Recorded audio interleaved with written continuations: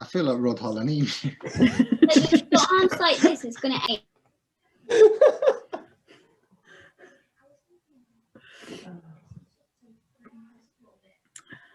Right, we'll give people a few minutes to join us. Evening and welcome everybody who's joining us. We'll do some introductions when we've got fair number in. We'll run over the agenda and how we work.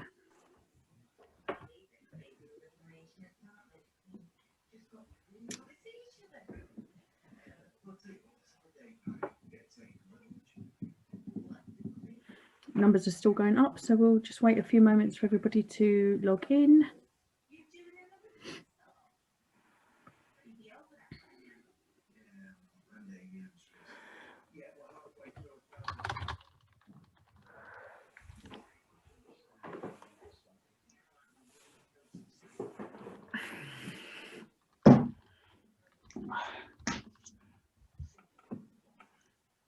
Okay, the numbers look like they've leveled out a bit, so we will kick off.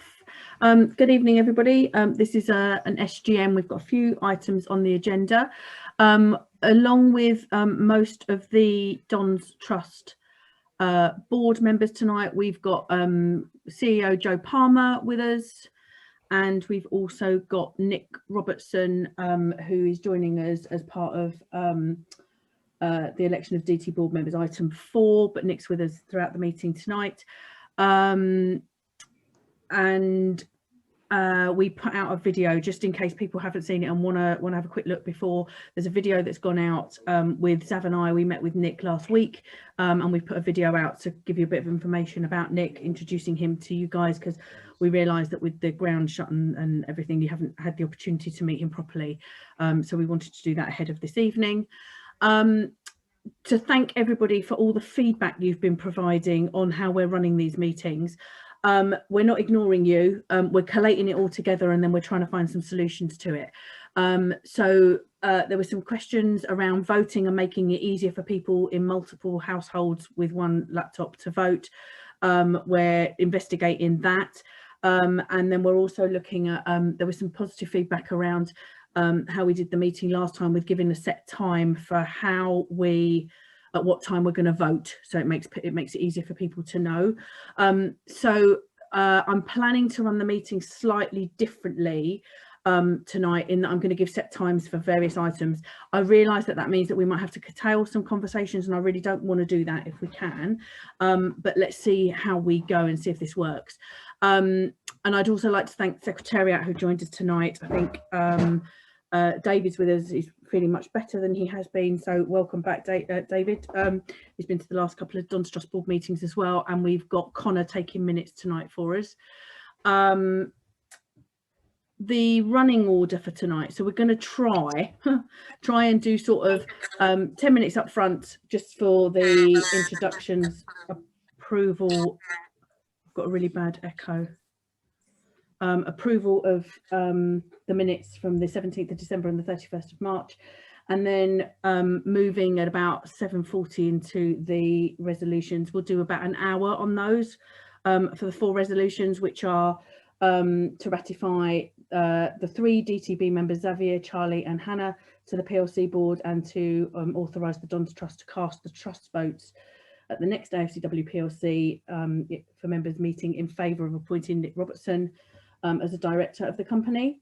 We'll then take a 5-minute break, just to a loose stop and quick drinks break, and then come back. Hannah will present to us the findings of the volunteer survey that we did fairly recently, which then kind of leaves us about 40 minutes for open questions. All questions to go in the Q&A, please. If you put them in the chat, we're likely to miss them, so please put them into the Q&A. I'll be reading those out because I understand you can't all see them all. And we're going to start with a test poll. Oh, I should tell you all that tonight's meeting is being recorded, and we'll put that out afterwards. We're going to start with a test poll just so you can work out how to do the voting.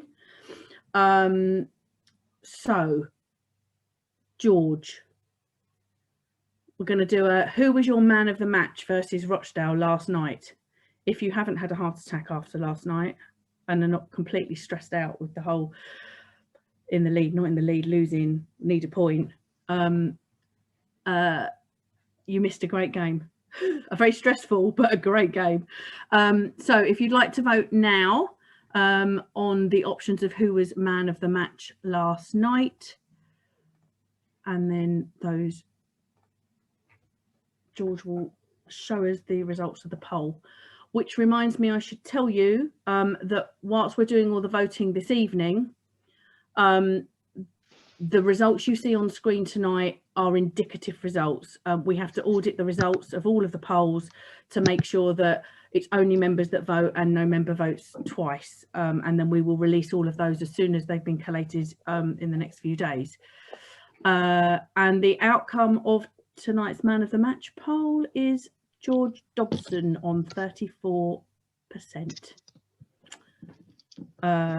Good choice. Cool. So we'll go straight on to the next bits of the agenda. I don't think we've had any apologies for this evening from any board members. I think Zav's running a little bit late, but he will join us as soon as, if he hasn't already joined us yet. And so we'll go into the minutes. So we're going to do these via polls as well. So we're just looking for approval of the minutes of the 17th of December 2020. It was paper 1 in the pack. So if anybody have any comments on the minutes, if you can put that into the Q&A, we can answer any questions on them or any amendments that people wish to make. Give members a few moments to do that.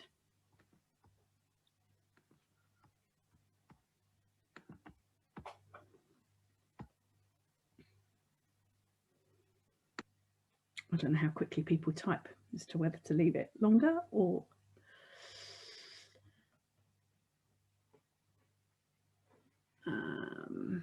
okay. Do you want to put the poll up for the approval of the minutes, please, George, for the 17th of December? So if members could vote on this, please. I'll give members a few minutes to vote.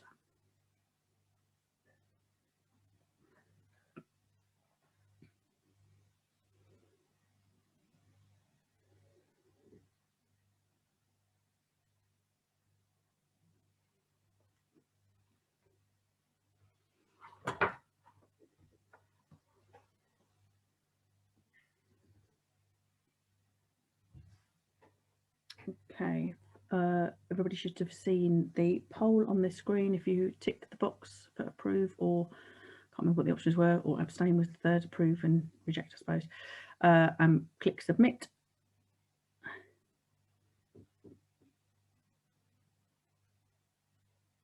George, how are we doing on numbers of people who voted? Brilliant, thank you very much. So that's 93% approved. And then we'll do the same for item 3, which is the approval of the 31st of March 2021 minutes. So if anybody has any comments on them, please put them into the Q&A.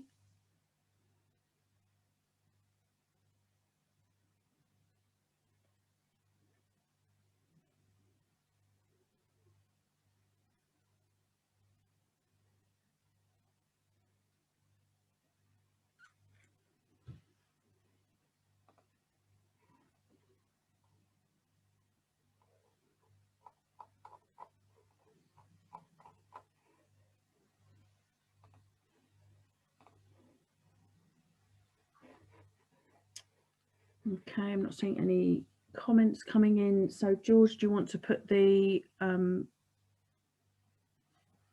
on? That's brilliant. Thank you very much. If members would like to vote on the approval of the minutes of the 31st of March.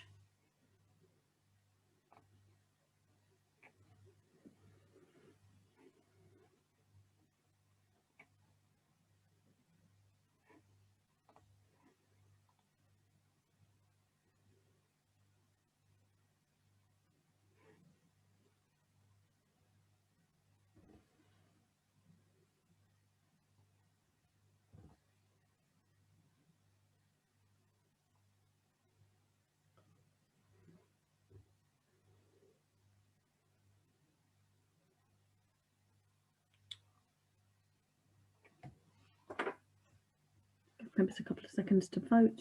You pick your option and then click submit.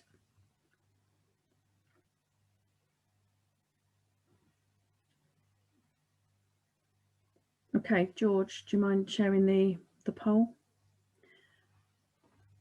More people abstained on that one than the previous one. 87%. That's great. Thank you very much for doing that. And we'll now move on to item 4, which is the election of the DT board members to the PLC board. Each of the nominees, I will refer to them as, have provided in the paperwork a statement. And then, as I said before, there's some background for Nick Robertson. Nick's with us this evening. And Zav and I did a video last week, which went up this morning, which we hope you've had the opportunity to have a look at. And that's a kind of introduction to Nick. What I'd like to do is open it up to questions. And I guess if you are asking a question to a specific nominee, then if you could just put that in the question so it's really clear. We'll take questions for about, well, we'll see how it goes, but we will stop taking questions at 8:30 if we're still going at that point, and do the vote at 8:30. So if people have questions, if you put them in the Q&A and then I'll read them out. We'll start with a nice easy one. This is for Nick. It's from Dan Curran. What are in all your lever arch files? It looks very organised. I wish. I think every failed investment. It does look very organised. Is it real or is it one of those fake bookshelf things? Obviously, it is real. They do all come out. Nothing in them, but they do all come out. And look, there's not much in some of them. that wasn't a great investment, that one, or whatever that was. Easy to hand.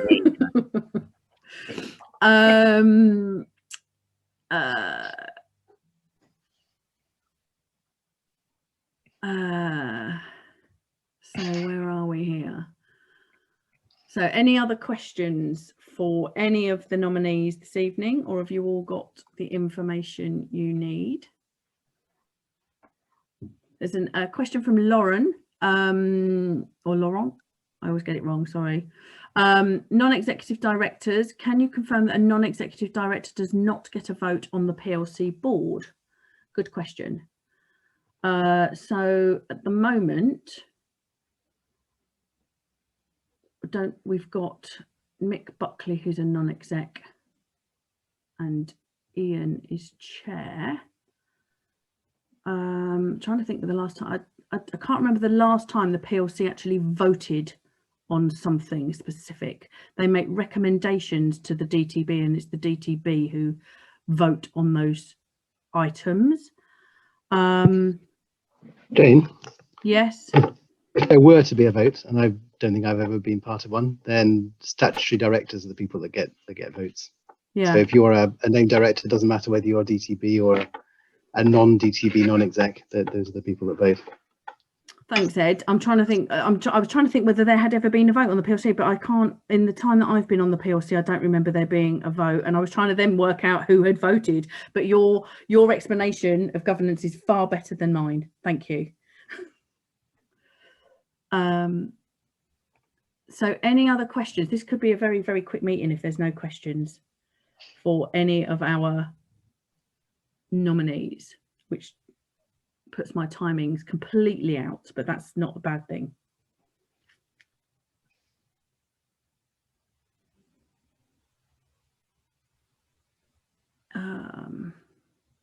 So if there are no questions, I just want to give people, oh, hang on, there are, sorry, loads have now appeared.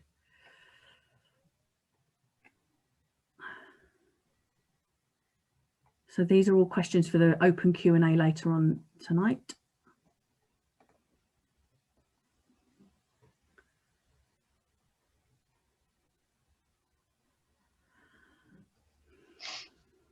So any other questions for any of our proposed PLC nominees? I'm taking silence as no questions. So forget all my timings about 8:30 and 40 minutes of questions, because clearly we don't have any, which is good news, I guess, on one hand, because you've got the information that you wanted before tonight's meeting. So we will go to the votes then. We're doing a poll for each of the nominations. So resolution 1. Oh no, sorry, we have some questions. So we've got all candidates. What is the biggest issue facing the PLC in the next year to you? So what is the biggest issue? And I'll go through them in the order that they're on the paper. So Zav, would you like to have a go at that? What's the biggest issue facing the PLC in the next year for you? Yeah, finance, refinancing the MSP loan and meeting coming out of the pandemic, and yeah, generating us enough money to do what we want. Thanks, Zav. And same question to Charlie, if you're around, Charlie.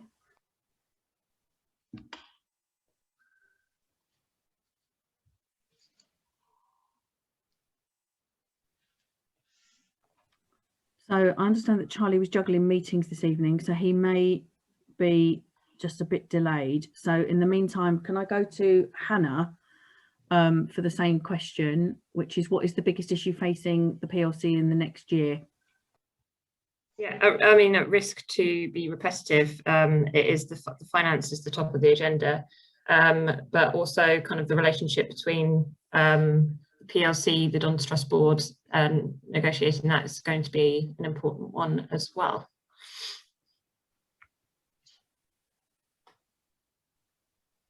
Thanks, Hannah.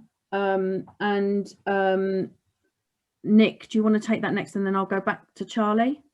So the question again was, what is the biggest issue facing the PLC in the next year?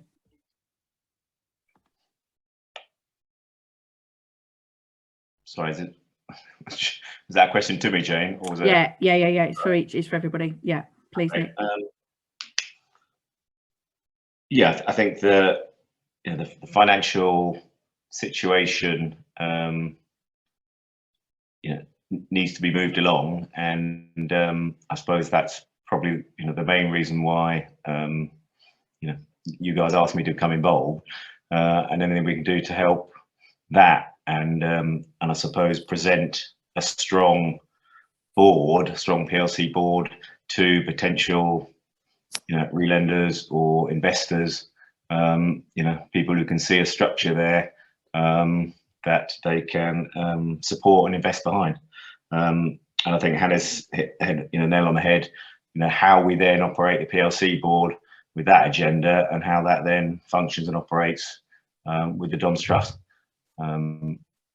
Not saying it's not functioning, but I understand the PLC board hasn't met as regularly as it could, and perhaps hasn't had the contribution from everybody it could have had around that board. So the point of strengthening it now is to, first and foremost, get our heads around the finance and the loan issue, and then understand how we work with Joe and the Don's Trust board to manage the club. Thanks, Nick. And Charlie, same question to you. What is the biggest issue sorry about PLC? It's grave danger of stealing a line from 5 years ago and saying I agree with Nick there, but I think you've outlined the major points between you already. It's that we stand on the cusp of a pivotal couple of years. We've done fantastically to get Plough Lane built. We've done fantastically to fund it, and in large part through the Plough Lane bond. So thanks to everyone else there. The positive side, that we're sort of as two sides of the same coin. The positive side is we're about to have much greater revenue streams. We're about to be able to build out into areas we've never been able to do before. That's all tremendously exciting. The concern side would be we're going to have to refinance not once but twice or possibly more times over the next 3 to 5 years. All of that is doable, but we know from feedback from finance professionals and from talking to people in the market and looking at how we had to do it last time, that we probably need to ensure that that our structure and our governance and we've got everything in place in terms of resource, both to run things operationally as best as we can, and also to ensure that we have access to all the sources of funding we need to get there to become the sustainable club pushing for the championship that we want to be. So the challenge for next year, I think, is the same as the challenge for year 2 and year 3. It's get Plough Lane running, get everything monetizing, and ensure that we can run everything as well as we can while maintaining true to our absolutely core principle of being a highly successful fan-owned club. Thanks, Charlie. And so we've had a question, well, we've had a comment from Andy Ramsden, who says, we did not have a chance to see the video you mentioned, Jane, so feel disadvantaged. I'm really sorry about that, Andy. We did the video on Friday. It took a couple of days of editing, and that's because we weren't great at filming it, in that we remembered that we should have explained what it was for about 3/4 of the way through the video, so it had to just be, bits had to be just chopped to put into the right order. But please do feel free to ask any questions that you may have, because it was a kind of in conversation between Zav, myself and Nick, just explaining a bit about Nick, who he is, where he comes from, what he does, what he's going to bring to the board, those kind of things. So if you've got any questions, then please feel free to ask them now. And then we've got a question from an anonymous attendee, and just what we're going to try and do is remove anonymous attendees, because we need to be able to know who's voted. So we'll answer your question, although it should be very clear from the paperwork. The nominees for the PLC board are Xavier Wiggins, Charlie Talbot, Hannah Kitcher and Nick Robertson. Okay, any other questions? We've got a few for these are all pretty much for later on, for the main, for the Q&A at the end of the meeting, open Q&A.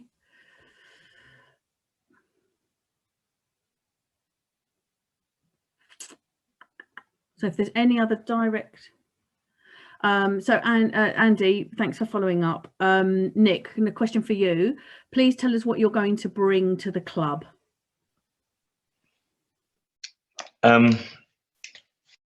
Well, you know, bearing in mind I'm on the outside at the moment, so it's hard to answer that in detail. I'm not, you know, not sat with the PLC or work with the Dons Trust to understand all of it.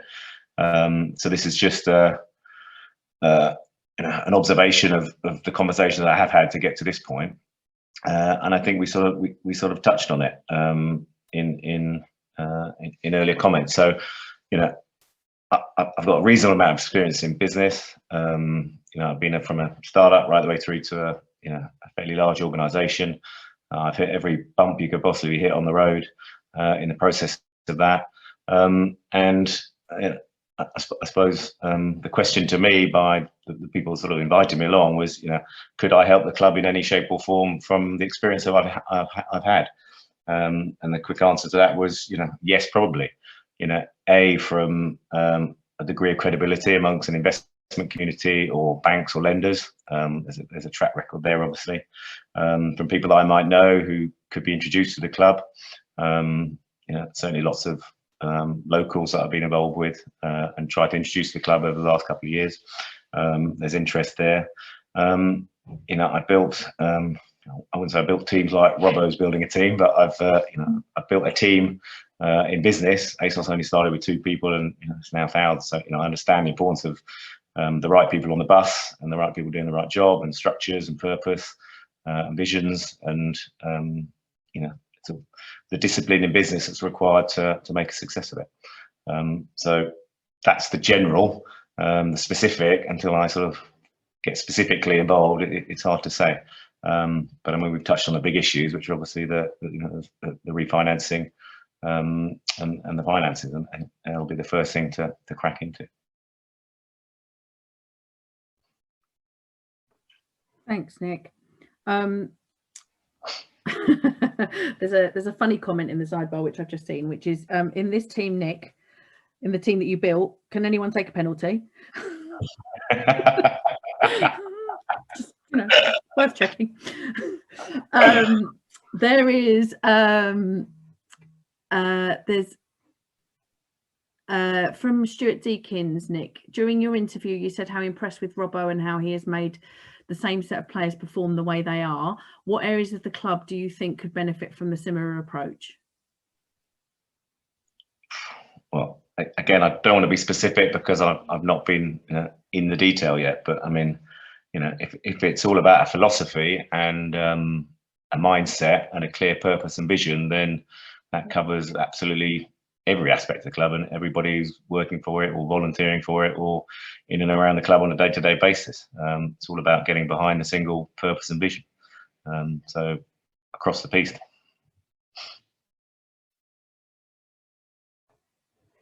Thank you. Adrian has said, for those who haven't seen the video with Nick, please can Nick give an overview of the main points from the video? So just as a kind of overview, that we basically asked Nick some questions that we've received from people, and they also covered the areas that were set out in the, just delving a bit deeper in the overview that covered the resolution notes. So just a little bit more of an introduction. Nick, do you want to just say something, just quite high, sort of the same things that we talked about when we met you on Friday about other work that you're involved with at the moment, local community, that kind of thing, just to give a kind of brief overview? Yeah, I mean, if I could take a step back as well, I know I've obviously invested in the club, but I just want to reassure anybody who's listening, this is only ever been for the good of the club and the good of the local community. When I was introduced to the club 3-4 years ago, it was very much on the basis of come and meet the guys. We're moving back to Plough Lane. It'd be really interested to get you and whoever involved in the club. And it wasn't until a lot later on in that journey that some of the sort of financial issues came to light. And all I did at the time then was to help in the best way that I could. And at that moment in time, there was a bit of a gap in the finances, and I helped plug that. So this is not me trying to invest in a football club because I want to be invested in a football club. This is me loving what AFC stands for, being a local resident, a lover of football, and helping out in the best way I could at that moment in time. Consequence of that, or subsequent to that, in conversations I've had with everybody that I've met, and I appreciate I haven't met a few of you, but I've met quite a lot of you. The question was asked, Nick, do you want to, could you help us more? If there was an opportunity, would you want to come on the board and help out? And I've said, why wouldn't I? I've got time on my hands. I live locally, and I'm very passionate about the club now. So that's how we sort of got there. In terms of other bits I do locally, I mean, Wimbledon's sort of known for only a few things. Tennis, well, they don't really need my help. I'm not a great tennis player. Polka, I have helped as much as I could. Great local project. We've all got children that have loved it and benefited from it. And I wanted to see that project through, and they're nearly at the finishing line now. So that'll be a great, renewed asset in the community. We've got the Book Fest on the Common, which has been through a really tough time last 12 months with COVID. So we've kept them going on a shoestring, and then hopefully that will re-emerge back to a bigger and better self at some point. So I live locally. I've got kids at school locally. I'm going to be here for many years to come. So it was just a case of what else can I do to help out? And obviously in all of that, the football side of it's going to be probably the biggest and the most exciting. Great, thank you. I don't see any more questions coming in for, it's always the one that then asks another question as soon as I say that. Nick, what are your views re the club's existing ethos and maintaining the existing level of fan ownership? That's from Angus. Well, the DNA, the heartbeat, and the mission and the purpose and everything we're all standing behind is fan ownership. So that's what we want to be, and that's what we will try and be forever. So without understanding too much of the detail and the percentages and how much more money we might need and the cost of refinancing and all the sort of detail behind it. Let's start with the vision and the purpose, and we are trying to be the biggest fan-owned club there is. So I'm part of that vision, and that I will stand behind. What happens in the future will be subject to a million other things that we haven't dealt with yet.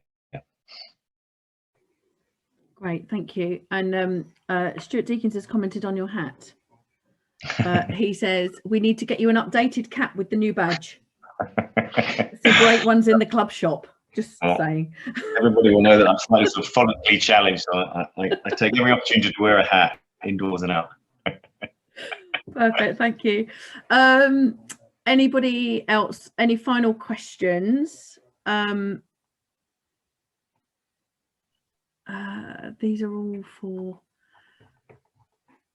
okay, I think regardless of my thinking that we'd spend quite a lot of time on the questions and stuff, I think we can, people have had the opportunity to ask questions, so we're going to go to the votes slightly ahead of when I said.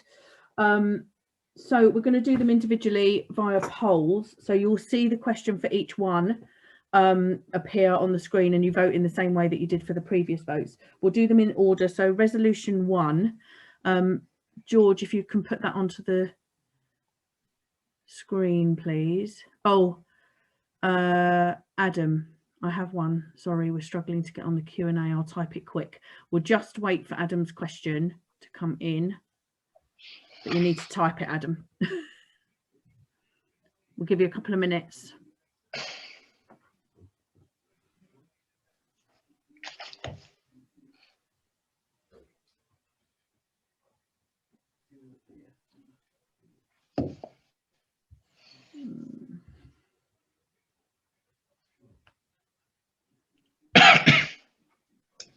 We'll just give Adam the chance to type his question in, and then we'll take that as the last question.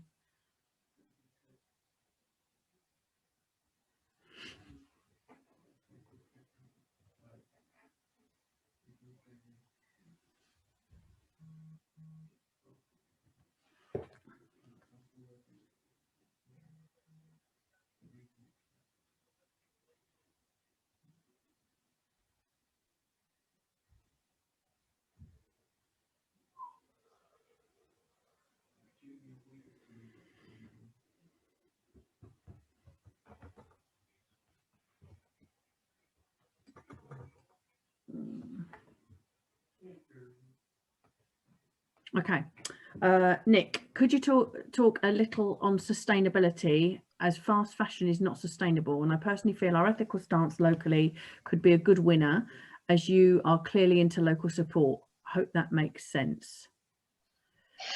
Could you talk a little on sustainability, as fast fashion is not sustainable, and I personally feel our ethical stance locally could be a good winner, as you're clearly into local support? That sort of sounds like a big issue and then a local issue. So, I'm only a non-exec of ASOS now, so I'm not sort of running it and responsible for day to day. But anybody that follows ASOS will know that in terms of sustainability, it's absolutely leading the way. I'm saying leading the way in an area that is fast fashion, which has a load of issues attached to it in many regards. But everything that is being doing on a sort of global level, everything from anti-slavery to rights to sustainable cotton to supporting local, anything that can be done in the world of global fashion, ASOS is almost at the forefront, I would say, and very clear on that. So I can lie in bed at night knowing that as a business, it's doing everything it can in that area. Locally, I mean, that is a good one, and I don't know how. I can't hook ASOS up locally, but it's more asking about what we could do to recycle clothes in the borough that hasn't already been done, or we could extend that through ZAB and the Don's Local Action or something. I mean, definitely worthy consideration. I'm sure there are people who need clothes as much as they want computers and other bits and pieces. So I would be very happy to help anybody in the space to progress that if we could, if I get voted on. Thanks, Nick, and thanks, Adam, for that. So we'll move to the votes now. So resolution 1, George, sorry, could you put that back on the screen, please? Which is to ratify the appointment of Xavier Wiggins to the board of AFCW PLC. If you could all vote, please.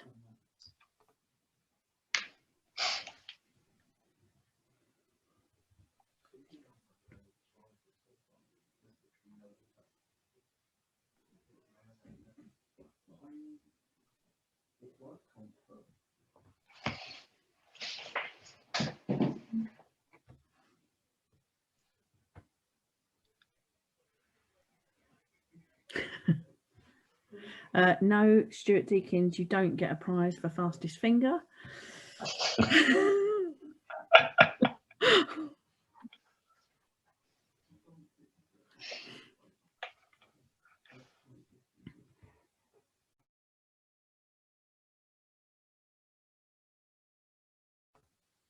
Okay, how are we doing, George? We've got 131 people in the room, I think, if I can read my participants thing correctly. We'll give people a couple more minutes.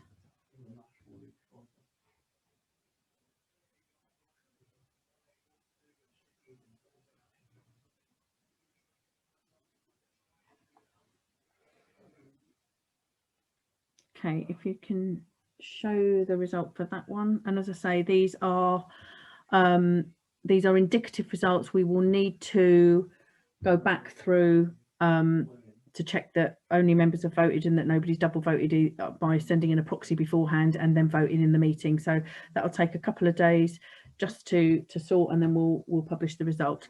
So that's 94% yes, 1% no, and 5% abstain. As I say, these are indicative. Thank you very much for that. Can we move to resolution 2, please, which is to ratify the appointment of Charlie Talbot to the board of AFCW PLC. Same thing, if everybody could vote, please.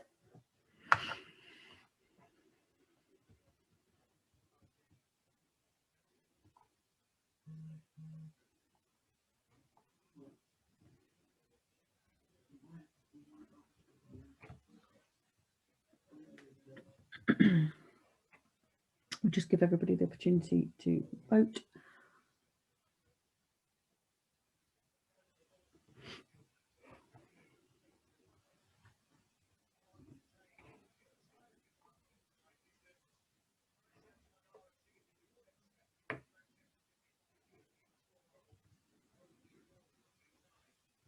Okay, George, I think you can see how many people have voted of the 130 odd that are in the room, so that's great. Thank you very much. So that's 93% yes, 2% no, and 5% abstain. And again, these are indicative. Thank you very much for that. On to resolution 3, to ratify the appointment of Hannah Kitcher to the board of AFCW PLC.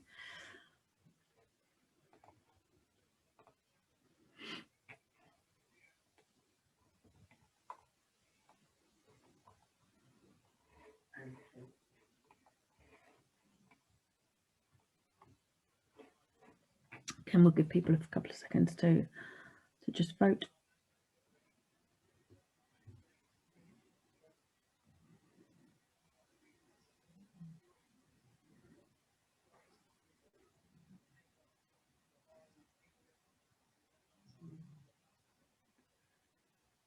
George, you can sense when that you can see the votes, the numbers of the voting. So please put it up when we've got as many as possible from the 130 something odd. That's great, thank you. So we've got 93% yes, 1% no, and 6% abstain. And then to authorise the Dons Trust Board to cast the trust votes at the next AFCW PLC members meeting in favour of appointing Nick Robertson as a director of the company. That's resolution 4.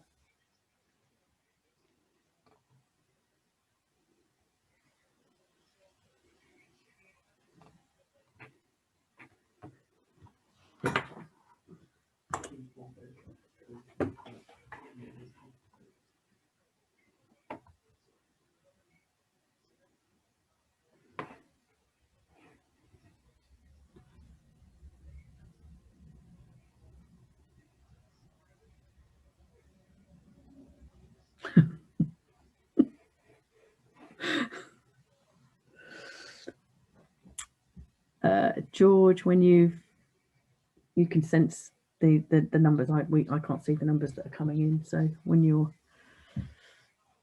92% yes, 2% no, and 5% abstain. Thank you all very much for that.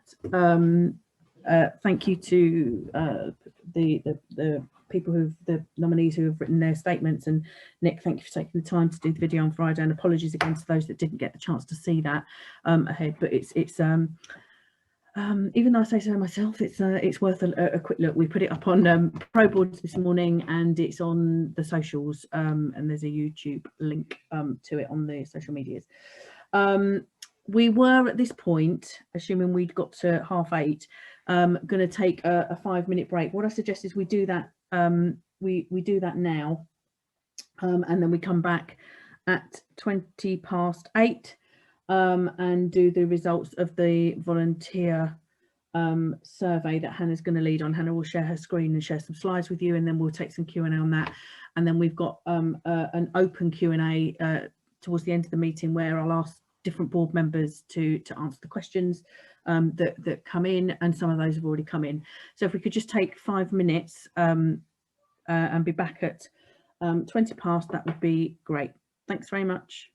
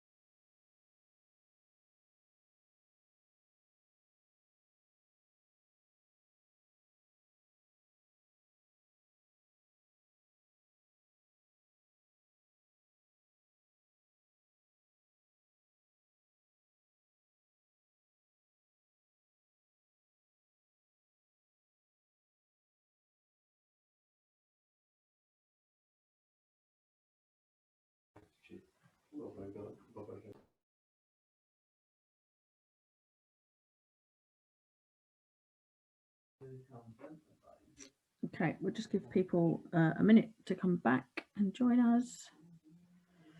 And then I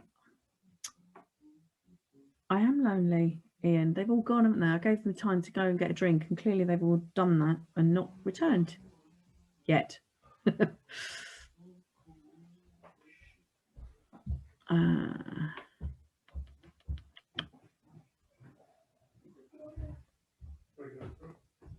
Okay, just need. Here we go. That's people coming back. We're just going to move on to item 5, which is the results of the volunteer survey. You'll remember that a little while ago we sent out a survey about volunteering. We've gone through the results, and Hannah is going to just run through a presentation this evening with some of the findings, and then we'll open it up to Q&A afterwards. So Hannah, if you're good to go, we'll pass on to you.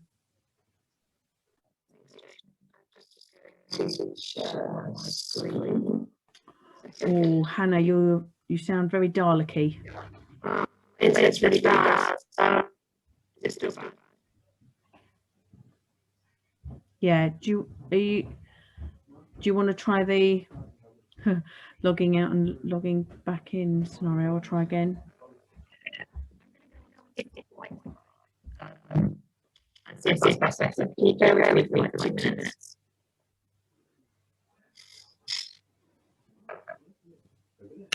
We'll just give Hannah a couple of seconds. She's just going to move to try and get a better internet connection, I think.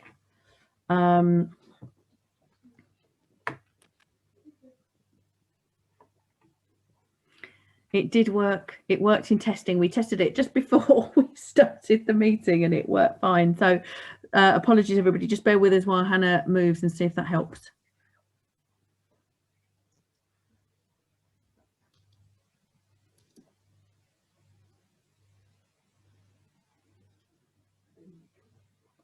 It looks like Hannah might have now frozen. I'll tell you what we'll do. We'll take a couple of the Q&As that are that have been put into the sidebar. Oh, Hannah, you're back. Do you want to test it and try it? No, you're still Dalek-y. You might need to leave and come back. And what I'll do is we'll take some of the, and what we'll do is we'll take some of the wider Q&A. We'll just put some of those in now, and then when you come back in, we'll do that. Apologies about that. This is the joy of online meetings with tech and Wi-Fi and all of that. So we'll take a couple of the questions that have come in. Dan Curran asks, Joe, this one's for you. Please, could you discuss the situation with the failed EFL salary cap? What you think will happen and how you feel the Dons will be next season financially? And Niall, you might want to come in on that as well, as you're doing some of the work on fair game and bits. So if Joe, you want to start, and then Niall can come in as well. Yeah. So sorry. Evening, everyone. So what really happened was the salary cap was introduced as a concept, and all the clubs in leagues 1 and 2 voted on it.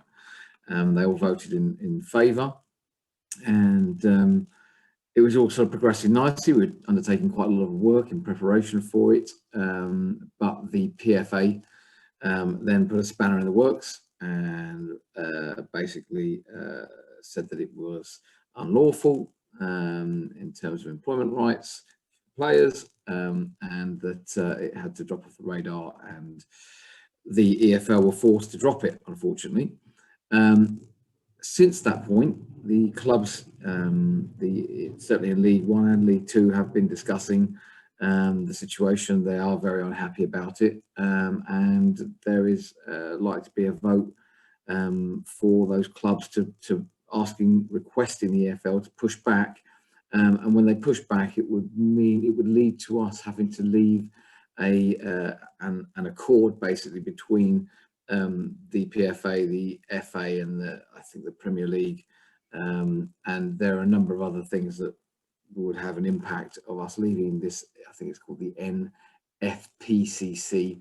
I can't remember what it's actually abbreviated for. It's a very long abbreviation, but we have to make that decision, and then we could probably force through a salary cap. So this is taking place at the moment. The discussions are ongoing. We are due to have quite a big discussion in May time, middle of May, at our next meeting, and I'm hoping that we'll see some really positive progress to try and get it back on the table, because it is absolutely something that we need to have back on the table. It is, for me, the salary cap, the squad salary cap, was the best thing that could possibly happen to us in a sort of football environment sense, because it does allow all the clubs to reset their finances, to bring those clubs into some sensible spending, and it gives us the opportunity, to be more competitive within our divisions. So it's an excellent thing for us, and actually it's interesting listening to a lot of the clubs who originally were against it. Listening to them now, they are all very much in support of it. They've all understood how difficult it's been throughout COVID particularly, and they need that opportunity to take some breathing space. So it really is something that we do hope, and we actually really should be actively trying to push, which I'm sure Niall will come on to in a minute, because it's really, really fundamental. Niall, do you want to give a bit of an update on Thanks, fair Joe. game? I think Niall's going to talk, and then Tim wants to say something as well. Yeah, cool. So yeah, Joe's dead right. I mean, one of the things we announced this week was that AFC Wimbledon, and we've been talking to a range of other clubs that we think are in the same mindset as ourselves to come together. And that's not really happened at a significant level in EFL. So we're basically been speaking. We've got Exeter and Newport talking with us now, acting as one group. We've been speaking to now around 10 to 12 other clubs that we're hopeful that we'll get a number of those also signing up. And the idea being is that we act as one voice with one sort of similar vision about how football can be going forward. And one of the things top of that list is exactly what Joe's talking about, which is squad salary cap. The group of clubs that we're talking about, which we hope to officially launch later on this week, maybe early into next week now, are putting together a load of specialist advisors, experts in the field. So we're not just saying roughly what this can be, we actually will be developing proper solutions to many of the big issues within football, all of which, as AFC Wimbledon fans, will recognise. So things like the squad salary cap is obviously one of those, but so is parachute payments, so's things about independent regulations, potential to look into that, and obviously community ownership as well, are all things that we've been working with. We've been recruiting experts and advisors. We're speaking to a couple of universities now who with the potential of getting research centres looking into those issues so that we can get realistic solutions that will actually make a fundamental difference and live on. So that's one thing we're doing. We're speaking quite a lot with, I think this is where Tim will come in, with the Football Supporters Association as well, so joining that up together. There's a number of other initiatives, but it is a very exciting time. It's the first time we're really seeing a collective spirit within those EFL clubs that have got a vision about changing football and making it work. And obviously for us as a club, that's huge because it's been stacked against us. And this could be the first time that we've actually got a real chance. And there are some really good initiatives being put out on a legislative level that could mean that we have football on a far more equal footing that will definitely benefit us going forward. And that's one thing we're pushing forward a lot. And, probably I'm boring Don's Trust board members who've heard me talk about it. I'm probably boring Joe to tears who's heard me talk about it a lot. But I see a real change on the horizon. I see a real opportunity, and it's wonderful that it's us that are pushing it and us that are leading that change within the EFL club. So it's great times, and we just need to see and hope it happens. And we will be holding any kind of review report to account and making sure it becomes proper. It doesn't sit on some dusty shelf. It actually happens. And that's what we're working with all these other like-minded clubs to ensure it does. I've talked for too long now, but that's thanks. fine. Cheers. Thanks, Niall. Tim, do you want to add to that? And good evening, everyone. Yes, the Football Supporters Association have been working hard at this over many years, and the campaign was branded a couple of years back as Sustain the Game, incorporating many of the items that Niall has highlighted. We're not the salary cap that has recently been withdrawn was not introduced into a vacuum. There had previously been the salary cap management protocol, which is inelegantly worded, but those with long memories might remember Eric going through some of the details of that at previous SGMs. And that was one of the issues with it, that it was overly complex. But so was the salary cap when that was brought in, because you can't just impose a rule and expect clubs to follow it immediately when there's contracts already up and running with the players. So the salary cap was brought in about a year ago, was going to take 2-3 years to bed in while existing contracts ran through to their conclusions. And yes, agreeing with Joe, it was legal reasons why the PFA challenge worked. And the primary one of that is that the PFA is a trade union. And unfortunately, the Football League hadn't taken proper consultations with its trade union, the players, the PFA, to ensure that the legal niceties were all met. So the failure of the salary cap does not mean that we've gone into a wild west of contract negotiations. What has come back in is the original salary cap management protocol. But as Joe will say, that's not adequate and it's not the answer. So we're all hopeful and waiting that common sense is starting to prevail amongst far more clubs than perhaps previously, and that the EFL can bring back in a workable salary cap in the coming months. Thank you. Thanks, Tim. Joe, there's just been a couple of follow-up questions that have come in just on that one question. One from Joseph that says, does the salary cap proposal also contain a salary floor where clubs have to spend a minimum amount on salaries? And then a separate question was, aren't there arguments against a hard cap? What about a flexible cap to keep the big fish on side? So no, there isn't a minimum spend amount on salaries. Ultimately, you know, if you're not going to spend enough, you're not going to get players. So no, there's definitely not a minimum spend on salaries. Are there arguments against a hard cap? Yes and no. I think that there is, the higher up the league you go. Certainly there was in when the idea was floated to championship clubs. They were very much against it. So yes, and originally also you did have obviously the bigger clubs like Sunderland and Pompey who were sort of against it. However, they did over the course of the summer change their tune. I think they saw this as an opportunity. I think actually investors see this as a great opportunity in those clubs to be spending less, knowing that they still have you know, a good squads and they still can attract players because of the size of the club. There are a lot of other reasons why football players will go to a particular club, and there are also ways around it, obviously, that are in the open. So, for example, you know, you could be offering accommodation. Yes, you're going to be taxed, but potentially you'd be taxed a lot less than the sort of type of tax amounts that the EFL was suggesting that, you know, you might tax if you went over the spend limit.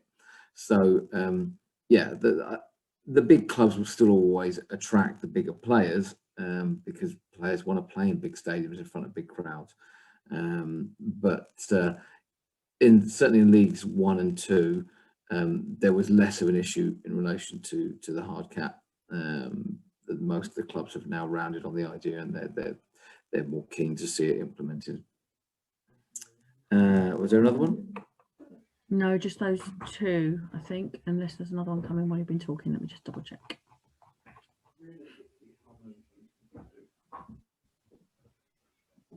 No, that's it. Thank you, Joe. We'll go back to see Hannah's rejoined us and see if we can go back to item 5, which is the results of the volunteer survey. Hannah, do you want to give it another go? Yeah, how do I sound now? Clear. Great. No longer Great. like a Dalek. Fab. Cool. So trying again. I'm going to share my screen. Just give me a second. Can you confirm that you can see that? Yes. All good. Cool. Thank you. Great. So yeah, thanks for letting me take some time just to share with you all the findings of the survey that we did now in January of this year. I will present some of the headlines and then there'll be time for questions at the end. So as I say, in January 2021, we sent out a survey to Don's Trust members and fans who were on the Wimbledon email database to find out about your thoughts on your experiences of volunteering with the club. Why were we asking you these questions? So as we return to Plough Lane and look to welcome fans back into the ground, we are also looking to grow our volunteer workforce and to really help deliver maximum benefit right across the club and the community, as well as for the volunteers themselves. So this is as well as for match day operations. There's an even bigger requirement outside of match day for professional services to support finance generation, such as with the We Are Wimbledon Fund and other community support, such as with the Don's Local Action Group. So a small working group of have been working on this, a new strategy to kind of enliven the volunteer offer at Wimbledon and to help deliver a skilled, motivated, energetic and respected volunteer workforce for the club. So this survey was part of some of the work that is still ongoing, with the purpose being to kind of understand how and where we are using volunteers currently, and also helping to identify the resource, skill and experience gaps around the organisation and where fans and members can help support that. So as I said, we were encouraging not just Don's Trust members, but everyone across the club to complete the survey, even if you hadn't volunteered before, because there's learning that we can get from why people haven't volunteered. And we were delighted that over 1,000 people responded. So thank you so much for taking the time and the effort to complete that. And like I say, here we're just going to present some headline findings and also outline a few things that we're doing off the back of them. So as I said, the response was great, and we collected a bit of information about the people who took part in the survey. Over half were either current this year, season ticket holders, or last year, and 40% were debenture holders, and the overwhelming majority were Don's Trust members. So finding 1, the majority of the respondents had never volunteered before, but like I said, there's still learning from them. Why didn't they volunteer? What would make it more attractive? So we asked those questions as well. Interestingly, just over half of those who had never volunteered had said that they had considered it, with the main reasons for not volunteering, having considered it, being around time pressures, nervousness about reliability, living too far from the stadium, and other personal circumstances such as ill health or uncertainty how to get involved. The point around the distance from the stadium, what we found, I think, overarching through the responses to this survey, and it was quite indicative in and of itself, is that a lot of people interpreted the volunteering in the club to be match day volunteering, and I think that's part of the work we're doing. Want to kind of elevate that there are opportunities outside of match day to get involved and to support the club. Then of those who were either current or lapsed volunteers, we also asked them about the kind of how often they, how much time they gave to the club. The majority was 5 hours less a week. And it's noteworthy because despite a significant proportion working 10 hours or more, we kind of want to emphasize that it's possible to support the club without it being a massive time commitment. So what we're doing as a result of this is providing more opportunities for those wanting to volunteer to do so flexibly and around other life commitments, providing opportunities for those who don't have a lot of free time but would like to do their bit. And so that includes promoting opportunities to volunteer outside of match day and remotely, and we've been finding that more throughout this last year. And some of the suggestions for ways that we might promote that would be through running welcome events or taster sessions for the types of committed things that you can do to get involved with the club. And also another suggestion was for setting up systems which allow flexibility in resource management to avoid volunteers becoming locked into overly onerous rotas. Following this survey, we sent out a survey to basically a skills audit of the fan base to find out what people are good at or what they want to get involved more in with the club. We had a great response, and Zav's been sort of leading up to the slow allocation, well, not slow, some allocation of volunteers, but there's still some more to go. But so far we've placed around 25 volunteers to a variety of roles, and they include copywriting, proofreaders, graphic design, IT. So again, just highlighting that it's not just about the match day volunteers, although they do an incredible role and are incredibly important as well. So the second finding, we asked those who are current volunteers and those who've asked in the past, what's the best and worst thing about volunteering for the club? And the overwhelming response was that the reason that so many do get involved and that they enjoy volunteering is that sense of belonging. And I mean, ultimately, it's why I'm here and why I'm doing this. Some of the main things that, yeah, like I say, the best things about volunteering was that kind of sense of contributing to the club, a sense of togetherness, camaraderie, belonging, and meeting other people. Some of the worst things were around lack of appreciation or being taken for granted, potentially missing kickoff on a match day when it's cold and wet, lack of a clear strategy and volunteers plugging gaps where there should be payrolls, and lack of communications when new process systems are introduced. And as I say, all of this findings is really important for us to learn from and do better. We also asked about perks and the extent to which that provides an incentive for volunteering. So, I mean, the majority was that more or better perks wouldn't necessarily make them more likely to volunteer, and that speaks to the previous point around the reason that people get involved is because of that sense of contributing to the club and being part of something. And there's some quotes from people that, like in open responses, one person said, "For me, helping supporting the club is something I want to do, not for the perks, but because of the club." And another person said, "Whether a perk is available or not would not stop me volunteering, but it's a nice thank you from the club for our work." And so the kind of finding is that it's not something that necessarily incentivizes the taking part, but it's a nice thing to do, and it's an important thing that we should do. And the appreciation is always valued.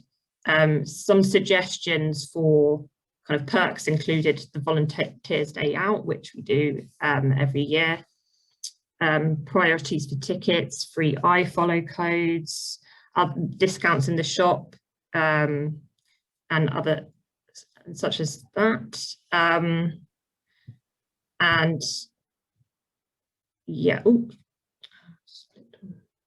So like I say, what we're doing as a result is learning from the success of other volunteering initiatives such as DLAG to increase that sense of belonging created through volunteering, with some suggestions including the likes of like t-shirts or badges to acknowledge people's inputs, public thank yous such as they do at Parkrun.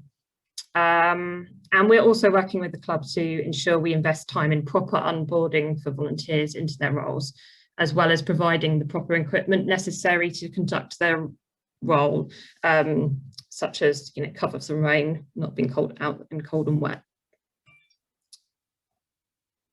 And then the third major finding was that the majority of the respondents were aware of the importance of volunteers to the running of the club, but that so that was like 96%, you can see, are aware, but there's still more we can do to communicate the value that volunteers have to the club.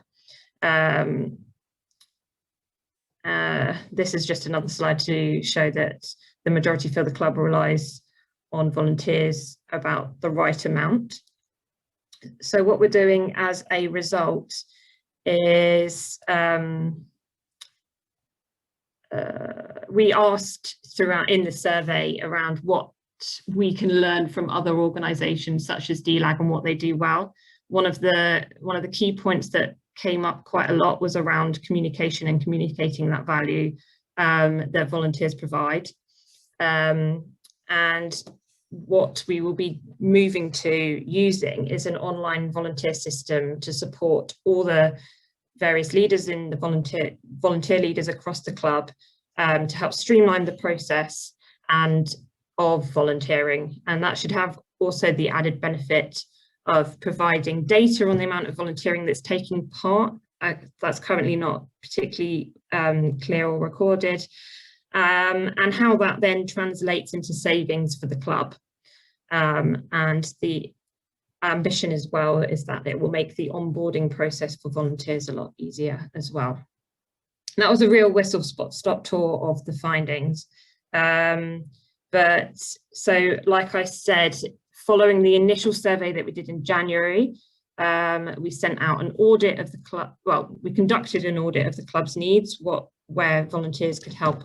And then we sent out a follow-up survey which was more of like a kind of audit of the fan skills and experience. That's still open. You can't click on the link here, but we will be sharing the presentation with you afterwards. And if you do want to get in touch, find out more about how to get involved, please do email Rick Thomas. He's the volunteer liaison officer at volunteerofficer@afcwimbledon.limited.uk. And finally, I just wanted to extend my thanks to Tim Hansen, who's been providing some invaluable support on the creations of this survey in terms of design. And a note as well that to look out for we have been doing some work on reviewing the club's strategy, and we are planning on sending out a series of kind of shorter surveys over the course of the coming weeks, and to look out for those in your inbox, as well as a heads up that we are going to be asking for your suggestions for what the pub should be called at Plough Lane, and then voting on that as well. So as I say, like, Tim has been an excellent support in creating these surveys, and I believe it's important. We've promised that we would feedback the results, and I'm open to any questions that anybody has. Thanks, Hannah. That's great. Thanks ever so much. So Hannah has said quite a lot about the volunteering responses to the questionnaire then, and this is all part of our engagement with you guys on, you know, getting your responses to stuff. And she also mentioned a couple of other surveys that are coming out. If you want to have any questions on what you've just seen, and Hannah, as Hannah says, we will be sharing those slides with you all. We'll put them on the website and on Pro Balls and in various places. But if you can put any questions you've got on this particular item to do with volunteering into the Q&A. The other thing I'd like to say about volunteering is obviously all of the board members here tonight are all volunteers. Our club couldn't run in the way that it does without the volunteers that we have. I know that, you know, that I've got 2 working groups of volunteers, one on D&I and one on Junior Dons. We just wouldn't be able to do the stuff that we do without those volunteers. And looking at some of the responses there to the questionnaires about, you know, working flexibly and how we want to have that volunteering flexibly, do get in touch if you've got an interest in a particular area, because I can absolutely guarantee you that there'll be something that we can get you to do to help us, and all working in the same direction. And the more people volunteering, the better for us as an organisation overall. And just thank you to everybody who has volunteered, for how much or how little. It doesn't really matter. And as we saw, most people aren't doing it for thanks, recognition and reward. They're doing it for a sense of belonging, and whilst we shouldn't forget that, actually you're all giving up your time to help us. So very, very sincere thanks from me and the rest of the board for all the work that all our volunteers do. I will check the Q&A to see if we've got any questions come in on volunteering. So Pete Hotchkiss has asked, whilst I know that Plough Lane is all shiny and new, are we planning to continue the annual ground clean-up weekend during the summers? That is in fact one of the first ways that I started volunteering, actually, was helping with the ground clean-up weekends when we were at Kings Meadow. Joe, do you want to have a think about that? I can't see why we wouldn't want people helping us clean up. No, it's actually very timely. So I had this conversation with Paul last week, discussing about obviously sweeping and cleaning up a lot of the stands, because they've sort of been left empty for such a long time since they've been built, and they have got dusty. And I know that there is some requirement from Paul, so I know he's going to be coming out to the volunteer base to see if we can garner some support to help clean that up ahead of the test event on the 18th of May. So yes, absolutely there will be. Yeah. Great, thank you. And Andrew McCloy has asked if we can identify opportunities for volunteers who don't live locally, i.e. outside London, and don't or can't attend most home matches or easily get to the ground. So absolutely, there's a whole raft of things that happen that don't involve living in London, don't involve going to the ground. We're starting to collate requests for volunteers. Zav, do you want to say something about Dons Makers and some of the work that you've been doing on allocating people to roles that don't revolve around a football match? Yeah, sure. So most of the Dons Makers positions of the 25 that have been placed so far, I'd say the vast majority haven't needed to be anywhere local to Plough Lane. They can be done remotely. So Sarah Swaysland has joined as head of Dons Makers Professional. She was a Dons Local Action volunteer, not a Wimbledon fan, but is a prolific volunteer in many things. So far, what we do is we have a load of people who are task leaders, be it for the match day segment, be it for professional or community or football. They can request tasks, so they submit them through to Dons Makers. Dons Makers go out with that detail to the individuals that have completed the skills audit, and hopefully they come back and say yes, and then at that point we pass them over to the task leader. That we're in a kind of interim phase. We're doing it fairly manually, including making sure that they've got the volunteer forms signed, the volunteer charter, and the sign-up form. But in a probably not days, probably weeks, we'll have a new system implemented for all volunteers. It's called a My Impact online system. It will be used for shift booking, for onboarding, and also really importantly for calculating how much volunteering we've got going on. So we can see the value of that, so we can track changes, we can preempt stuff, like potential dips in volunteers or spikes. We will have a section on the website that's being written at the moment. Sarah's written the first draft today, and that will really bring volunteering front of mind. There'll be some simple stuff like, you know, role of the week. We'll have an active list of all of the roles being looked for. People can do the skills audit anytime they want, and we're updating the skills audit now as we're learning more about what is needed.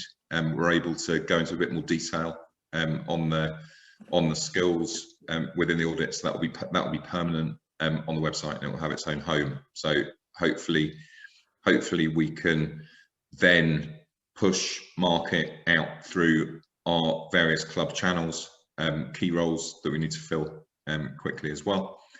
And yeah, it will just have a home online, which is a positive move. So yeah, it's going well. It's been a really useful group of half a dozen of us that have been working on it. We've got a logo, we've got brand. We're working on a mentoring program for Dons makers. We really want, for those who want it, particularly young adults, we want to help create a learning environment for those volunteers and make it a very positive experience. So all sorts of ideas on how we do that. If they're going to help the club, we also want to help them if they need it or want it. So yeah, plenty of good stuff going on. Great, thanks, Av. And if people wanted to, so I know we sent the thing out a little while ago about filling in the skills audit when we were asking all our volunteers or people if they wanted to volunteer and to put down some of their skills. That's all been collated. Where would people find that now if they didn't volunteer at that point or didn't think it was relevant to them because they wanted to put their name on the database, as it were? Yeah, as soon as it goes live on the website. So hopefully if that will be a few days. Okay. The content's being written. It's a decent size section, so there's a fair bit of content to write. But yeah, shortly, and then from then they can complete it anytime they want. Great, brilliant, thank you. So Stuart Deakins asked a few questions on the Q&A, which I think most of them you've covered there. How are volunteer roles being allocated? You've just covered. Do we look at people's skills? Yes, we've asked people for their skill set and we match them. Or is it luck of timing? So it depends on the luck of timing is I guess if you filled in the skills thing and you've put your name down on the database. Obviously we're not mind readers, so we wouldn't know if you had the skill set and you hadn't told us, and the job and a volunteering role becomes available. And we obviously have plum volunteer roles and some of the others that you could get wet doing in the winter. Yeah, there's a whole vast range of volunteering roles that require different skills and things. So do speak up if you've got some skills and you'd like to volunteer some time for the club and the trust. We can absolutely use it, I'm sure. Thanks. Is there any other questions to do with Mark Davis? Hi Mark, hope you're well. A good sweep up of Copper Mill Lane and getting rid of the abandoned car that's been there since at least Christmas would be good. We will get our brushes out, Mark, I'm sure. Yeah. But yes. Mark knows all too well about the situation at Copper Mill Lane. Yeah. No, I get it wasn't a serious question, Mark, but you know, one to raise, and yeah, we all know about the local issues, shall we say. Yeah. So any more questions on volunteering, or I will go back into the main Q&A. I don't think I've missed any. It's always possible.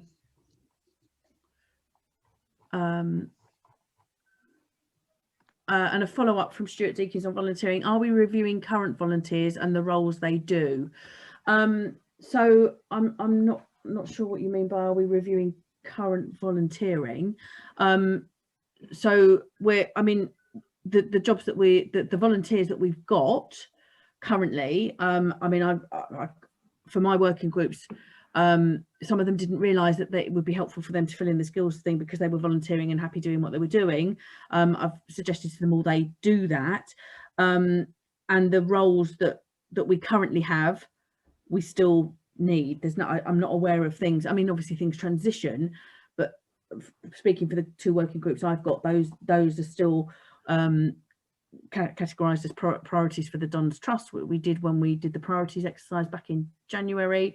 Actually, some of those volunteers within some of those groups have gone wider and are helping on other things. So Niall, I know that one of my volunteers who's on the D&I group is now helping in some of the wider areas, is helping with WISH and things like that. So there's some wider stuff going on, but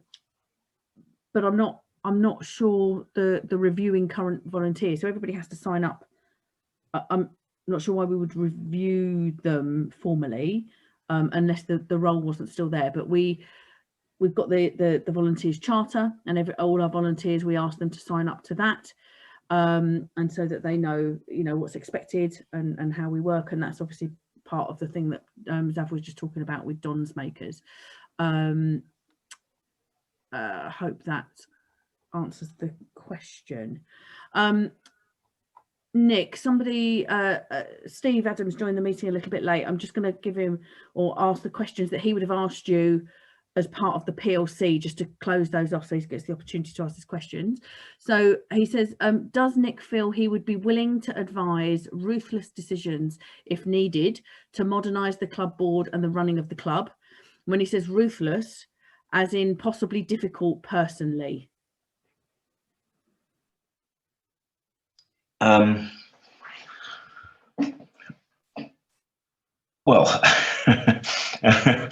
I think let me just give a bit of a an overview of all the conversation. And I started this an hour ago saying, look, I'm not into the detail yet because I've not been privy to everything. But of lots of conversations I've had, there is a there is a distinct willingness from every stakeholder to be better at what we do. And as a from everybody, almost without exception I've spoken to, there's a need and a necessity to up our game effectively if we're going to run this club to be as successful as we can. So it's not about me, it's about getting us all together with the same vision and the same common drive and making those changes collectively. Do I think I can help that? Yes, I probably can. I spent my life agitating for change and agitating to improve things and agitating to get things better. And if that's the role I can help play, or one of the roles I can help play, to push us all to just do the best we possibly can. And if some of those decisions are quite tough along the way, and it's in the collective interest, and that's collectively what people want, and then that's what we'll have to do. What's lovely about this club, and everybody wants the same thing. I get there's a strategy review, and there's some various opinions on where it should all end up and what we should be shooting for, but actually fundamentally at its heart everybody wants the same thing. So when you've got that energy and momentum, making it happen should actually be fairly straightforward. It's when you haven't got a common goal or purpose that it gets much harder. So yes, I will be agitating for everybody to to get better at what we do, and to be the best we possibly can. Great, thank you very much. We will move on to general Q&A now. We've already had some questions sent in before tonight, and we've got I think 16 or so open within the Q&A. So I think yeah, I was going to say, Jane, do you think it's easy shall I just sort of run through the ones that are here open that relate to sort of me, and then sort of leave the ones that are for other board members? Does that make sense? You can. I was just going to start with the ones that had been sent in previously. Okay. So those three. So there's one from Dan Curran, which is that the FA have reported that AFC Wimbledon spent 76,474 on agents fees in the year to February 2021. This is not an unusual amount in Division 1 and puts us 13th in the division. Why do we spend money on agents, and what benefit does the club get, and why aren't agents paid by their players? Joe, if you want to have a go, and I don't know if Ed wants to Yeah, answer that. Dan, you always ask the best questions. It's fair to say. That's a very good question. Why do we pay agents? Yeah, I'd like not to be, is my answer.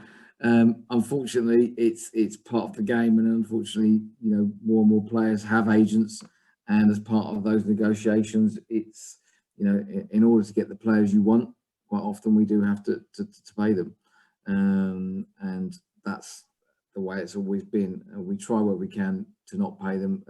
You know, they'll come and always ask for more money than they're actually due. There is a standard level that is applied in transfers, and we always try to hit that. Sometimes we've been in situations where we've really wanted a player and we've had to pay a little bit more, but it's certainly not excessive. With bigger clubs, you will typically have a situation where players that have larger wages will give a percentage of their salary to their agents. That's quite typical. So big stars will pay their agents as well. It does come out of the wage, but even at that level, clubs will work with particular agents to help bring in the players that they want. So it's just part of the process. Unfortunately, it's part of the game that I think if you asked any chief executive of a football club, they'd all be of the opinion that they would like not to have to deal with agents, but it's just part of the game.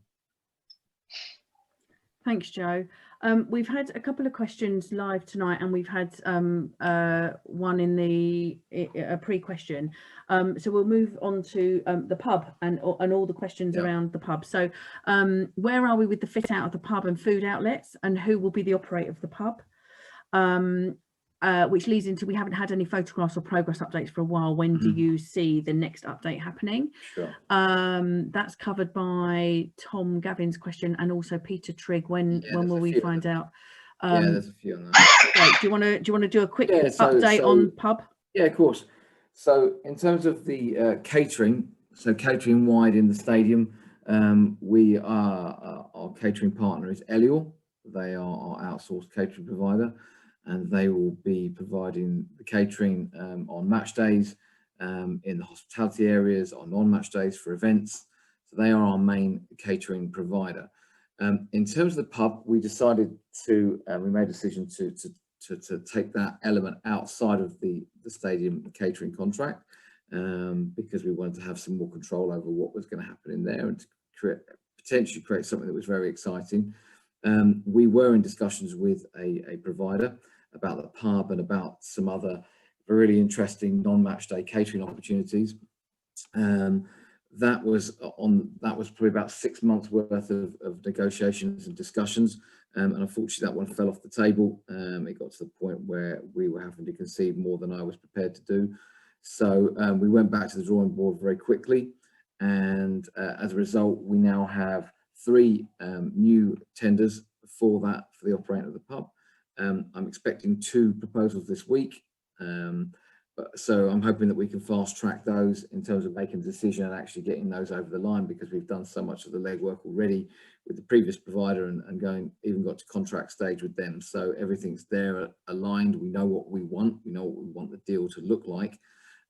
So we hope that will be answered fairly quickly, and we can move forward with getting that pub up and running. As it is, we actually have the license already for the pub, so we could go in there and drink. It's a little bit bare at the moment, and not the most lovely of environments to have a drink in, but nonetheless, we could very quickly put a bar up and have taps in there if we wanted to. We're also in discussions with 3 beer pouring rights providers. So again, we are looking at the numbers, and we're expecting those tenders in this week as well. So things are all moving at the same time and moving very quickly, but all in a positive way. And I'm very excited about the proposals that I've seen. These are really going to turn that space into something quite special for fans. So I'm really quite excited about it, and it's definitely will be worth the wait. That is for sure. Yeah. Thank you, Joe. Sorry, I couldn't find unmute. And just to flag that Hannah mentioned it as part of the volunteering thing, we're going to send out a survey very quickly on the naming of the pub. Yes. And so you'll get to have your say on the name of the pub. I have to say, I can't wait for the. I cannot wait for this one, because I've spoken to so many people now, and it's like, no, it's got to be the Sportsman. No, it's got to be the Batsford Arms. It's quite. I think there'll be others. There'll be others in that as well, because we're asking people to give their opinions as well. So what comes out on that one, that's going to be quite interesting. Excellent, thank you very much. We'll move on to some of the other wider questions now. So Ed, one for you. How far has EdLeak's working group got in devising a plan to pay off our debts? Right, so we have a finance committee which kind of advises the Don's Trust Board. Got some excellent volunteers on that, actually. It's been running for around 6 to 9 months, I think. I think, first of all, in terms of the debt, I think the one that's kind of top of mind, the one we're really working hard to come up with a plan for, is the loan from MSP. Now, if you remember, that's about a £4 million loan, and it's a bridging loan, so it comes due around about a year after we borrowed it, so that's next April. And so that's what we've been kind of focusing on first. There is a bigger finance update which the board is going to send out to the members in a month or so. So without stealing the thunder of that, the idea is that we use, as far as possible, internally generated funds to manage that debt. And the plan for that we're going to announce quite soon. I guess the longer term issue that we're looking at, Ian, is that to refinance debt and to manage debt, you have to be making money. And the last year has been impossible for a football club to make money. We're a football club and a hospitality business, and all the hospitality ideas that we have for the stadium just haven't been able to happen over the last year. So we're kind of a year behind on those plans. And we need to make a really fast start when we're allowed to open the stadium and start building those businesses. So once we've got past the initial year of managing the MSP loan, then we can really start to make some money and put the money to use in building the football club and in managing the debts as well. Great, thank you, Ed. There was a question on iFollow. So from Paul Raymond, a few clubs have announced moving away from iFollow. Is the current deal due to end? If not, is it something we would consider? So the iFollow there is part of the EFL digital contract. Clubs were asked to sign up to this, I think it was in 2016, 2017. And as I understand, the deal is due to finish at the end of season 22-23. What that is basically, you'll notice that our website looks fairly similar to other websites of other league clubs, and that is because 80% of clubs in the EFL jumped on board with the EFL digital contract simply because it meant that we got our websites built for free. And one of the other driving factors was that obviously as part of that deal, we get all the content. So our highlights is put onto our website for free. If you stepped outside of that, you would have to pay for that content.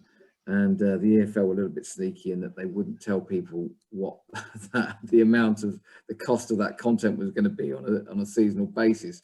So a lot of clubs were left thinking, well, we can't make a decision based on an amount we don't know we're going to be charged. So a lot of people jumped into the EFL digital.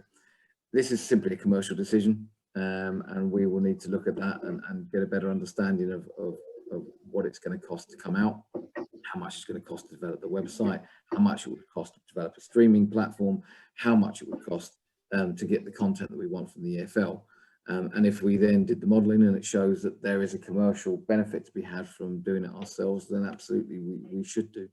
But until we get to that point, we don't know what it's going to look like. The situation that we will be in 3 years' time could be very different. The media environment could be very different. Streaming capabilities could be very different. So we'll have to wait and see. But again, like I said, I'm certainly very open to it. There's a lot of reasons why I would like to have more control over what we do digitally, but we need to take a look at that. Thanks, Joe. We've had a few questions on the Super League. So there's a couple here. Tim, I know you wanted to come in on this. So the first one is, are board members considering how best, or indeed whether there are opportunities for us to use the recent negative publicity about the proposed Super League? Could I just ask people to go on mute if they're not talking, because there's quite a lot of noise. Thank you. Sorry. About the proposed Super League to further our fan base club setup, e.g., attracting new inward investment or new forms of support. And then there's a couple further down, which is, will this new grouping, so Niall and Tim spoke earlier about new grouping of like-minded clubs, be submitting evidence to the government's review of the game announced in the wake of the ESL fiasco last week, and separately to anything officially submitted by the EFL? Tim, and then Niall, you might want to come in as well. Thanks, Jane. Well, we've already experienced some interest and even some trust membership sold to individuals who felt disenfranchised, not surprisingly, by the actions of the 6 Premier League clubs and their owners. And I've heard that similar amongst the wider lower league groups and community-owned clubs. So some of those people were probably feeling excluded anyway by the price of Sky TV subscriptions, or the price of tickets, or lack of availability of match tickets. So yes, and I'm sure Joe would love to sell match tickets as well as much as we would like to sell trust memberships. So yes, I think that there's going to be a re-evaluation amongst individuals as to where they're going to enjoy their football, and we must do our best to welcome and encourage that. Going on to the questions about evidence to the government's review. The fan-led review was actually in the Conservative Party manifesto, which I think goes back as far as 2018, and was provoked to a large extent by the Football Supporters Association in pushing the sports minister at the time, Tracy Crouch. And I have a feeling, which I can back up by anecdotes, but no solid documentary proof, that Tracy Crouch was always penciled in as being the person to lead that, but she's had illness and then took time out for maternity leave. So I think that held things up. But there's no doubt whatsoever that the unwise launch of the ESL and the totally negative storm of protest that generated has forced the government into launching the fan-led consultation. And yes, absolutely, Niall will add more, but yes, community-owned clubs, the Football League clubs will all want to contribute to that. Fans groups across the country, there's a lot of people itching to contribute. And the terms of reference have been published, and I earlier today, just by coincidence, I asked for a copy to be sent, which I'll be happy to share. And there's also a debate in Parliament from an all-party parliamentary group, where a number of MPs have asked for a debate on this very topic. So it's a case of watch this space. I would fully expect that Tracy Crouch will have, if you like, a roadshow going around the country, speaking to clubs and fan groups. So when the opportunity arises, please either respond by attending in person or by emailing in your thoughts and responses. And it's going to take a little bit of time. They advertised recently for the lead on this to run an office, and it appears that the consultation period will be anything up to about a year, and it might take some months after that to actually write the report. So this isn't going to be a quick fix, but I believe, and I'll be interested in Niall's view, I believe that it will be a fundamental change in the way that football is governed in this country. Thanks, Tim. Niall, did you want to add something? Yeah, loads. Firstly, right, this is actually really, really exciting. So what we're talking about is the way football's run. and it's been run rubbishly for a whole load of different reasons. It looks like it's really going to change. Now, the three clubs that the fan-owned clubs, Exeter, Newport, and ourselves, all met with the EFL chair, Trevor Birch, yesterday. And the feedback that we've got is really super positive. They are very interested in constructive engagement with us and also with the other clubs that we're talking to. And there are, I said, about 10 to 12 other clubs that we're talking to. We've identified 26 that we want to bring into our grouping, which is brilliantly exciting. From that meeting with the EFL, and this is probably, sorry Tim, because I haven't had to talk to Tim about all this yet, they're saying that they expect the report to be published in October. And if the report's going to be published in October, that means we need to get our skates on massively to actually start making a difference. What the group of clubs that we're talking about, I'm not going to mention their name, even though Jane did drop it, because it's not been officially launched yet. You mentioned it earlier on, Jane, but yeah, it's in the DT notes, I think, so whatever. We will be running a series of consultation sessions over the summer. That's our intention at the moment. It's our skeleton plan. On those consultation processes, it will be those clubs and the experts and advisors that we've identified, including some constructive engagement from the EFL, who have said that they're happy to be a critical friend in any kind of proposal that we develop. So the idea being that the proposals we put forward are things the EFL believe would actually have the chance of passing at the EFL, which is a huge, huge thing, because those ideas and concepts will be things that we would then put as a grouping to Tracy Crouch as our official way forward of what we believe. And the sense from the EFL and from the FSA is that that report will be something that will be very meaningful. And if we can get ourselves together as a group of like-minded clubs, we have that potential to really influence the EFL agenda and get what we want for the first time up that. Because as Joe mentioned, there's a lot of pressure on championship clubs.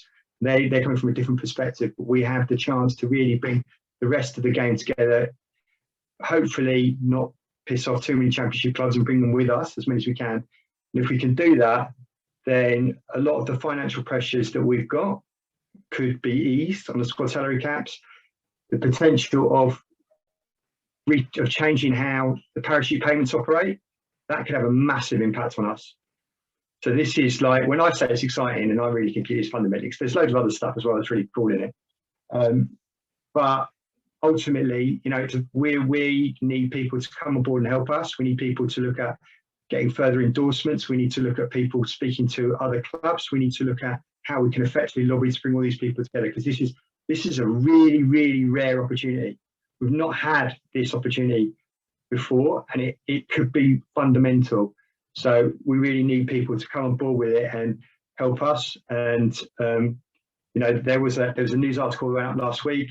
Drop me an email if you want to get involved, want to help us, think you've got any contacts, if you know people who can endorse it, all that sort of stuff. We need it, because we can change football for the first time, and I think it'll be brilliant for us, really good for AFC Wimbledon. And hopefully Joe will have a bit of extra cash at the end of it if we can all pull it off, which would be really helpful. Thanks, Niall. And just to say that Niall and Tim have been doing a load of work on this in the background, and you'll have to go back and listen to the recording to see the name that I dropped earlier. So apologies, Niall, but take it as an exclusive, right? But yes, they've been doing huge amounts of work on this in the background, and as Niall says, it's massively exciting. It's the first time that I can remember that fans and clubs have come together to actually challenge the way that football is done, and all of the stuff with the ESL in the last couple of weeks has just brought all of that to a head. And actually this was going on before that, and that has just helped, I guess, in the background quite significantly, because it means that there's now a launch pad for us to do something and lead in that as a fan-owned club. So thanks guys for that work. There's a couple of follow-up questions that have come in, sort of related to the ground and the catering contract and things like that. So Joe, if we can just pick these up. And Ed, I don't know if one of them's got a number in it, and that says numbers and budget to me, so it might be you as well. I know finances are always an issue, but I see the salary for the head chef at the ground is 36k. And do you think this will attract the best candidate to run one of the largest conference and banqueting facilities in South London? And then a question from Tony Shepherd. Will the outside catering company be bringing in their own staff? What will happen to the people who worked in hospitality before it suddenly closed down when lockdown occurred? Yeah. So, oh, Joe, you've gone Hannah Dalek. Yeah. You might need to do the logging out and logging back in again.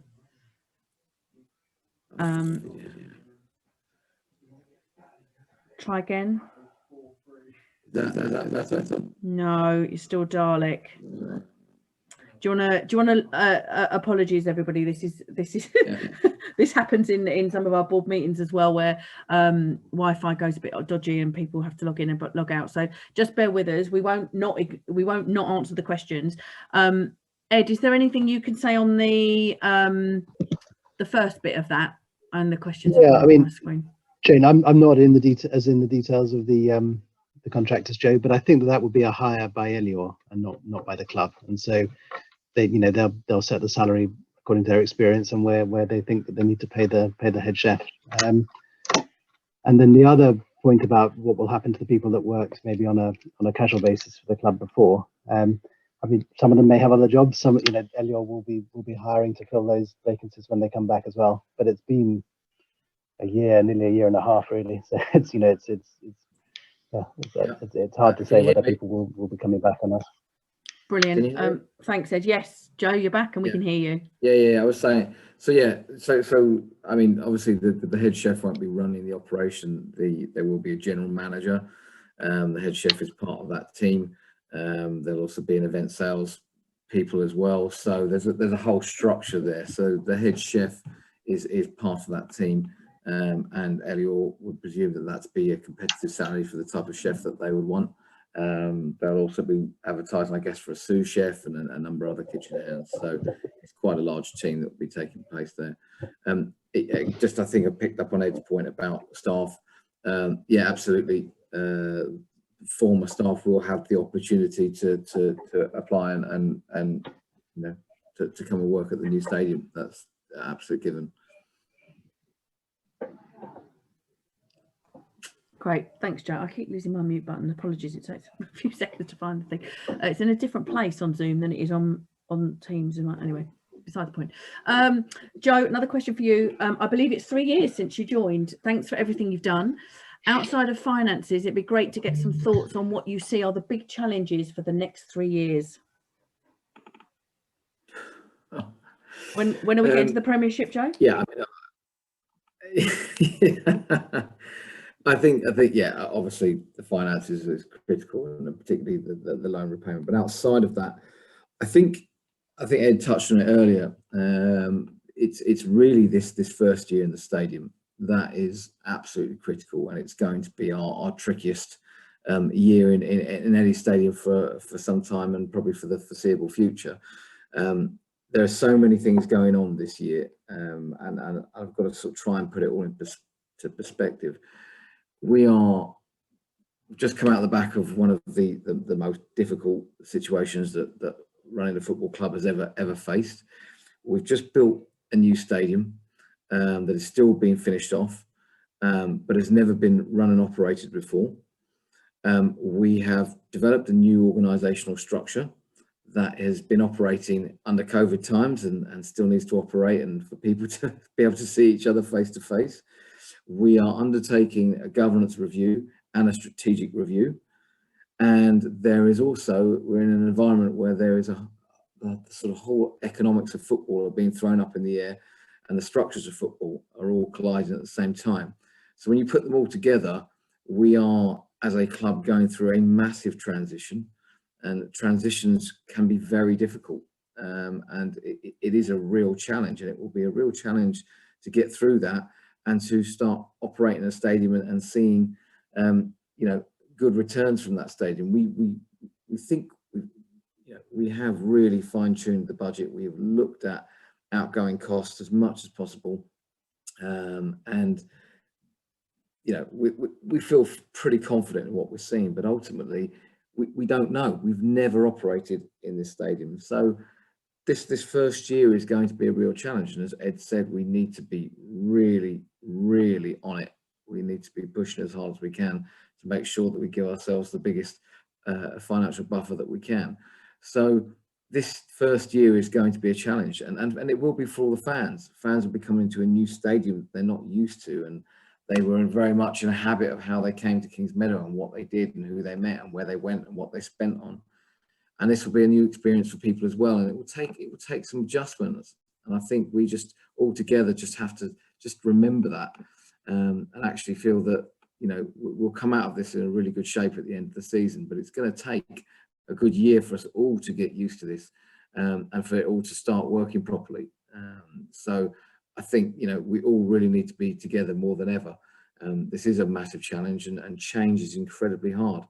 But I'm confident that we'll all get through it, and you know, the next years 2 and 3 will be really good.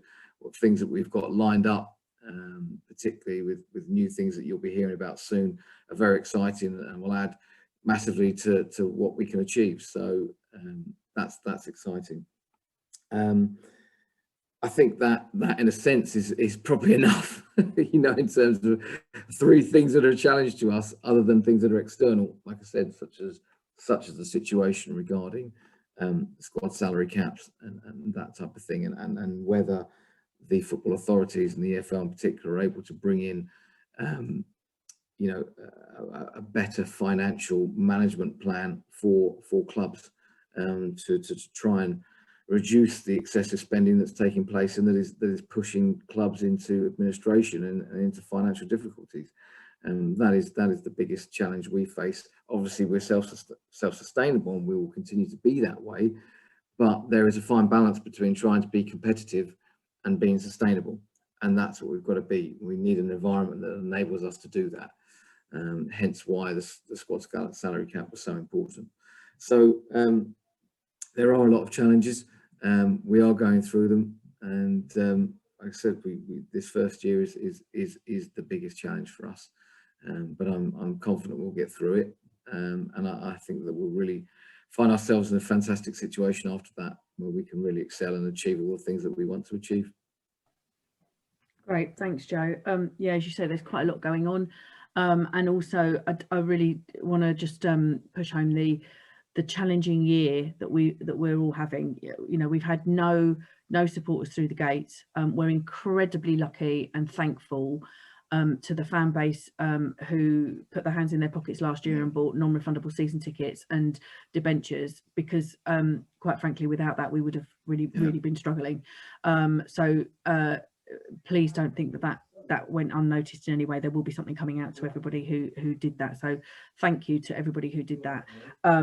And we're you know, we're looking at plans and stuff every month at board meetings, and what everybody knows implicitly but isn't often said out loud is that we're working in an environment of where things just aren't certain. We've got a test event on the 18th of May, which has got, you know, 2,000 people. We're relying on the government to open up on the 21st of June for all of those things to relax. Nobody really knows what's going to happen in the autumn. There's all kinds of things going on, and so it's just working in an environment where nothing's certain. So we're just trying to know our knowns and manage our unknowns and predict and anticipate some of those things. And just hats off to everybody at the club who's been working really hard on some of this stuff, and as Ed alluded to earlier, the financing committee who've come together and over 9 months have been incredibly helpful in their advice and their support for that. There's a couple of other questions which I'd just like to bring in some of the other board members who haven't spoken. I have no idea whether Graham is still around or not. But Zav, do you want to take is there any consideration, it just moved off the screen, is there any consideration in increasing the Dons membership, trust membership? I think this is about fee, as I'm sure it would come in handy even by an extra £5. And some of the work that we did last year on Dons Trust Plus and things like that.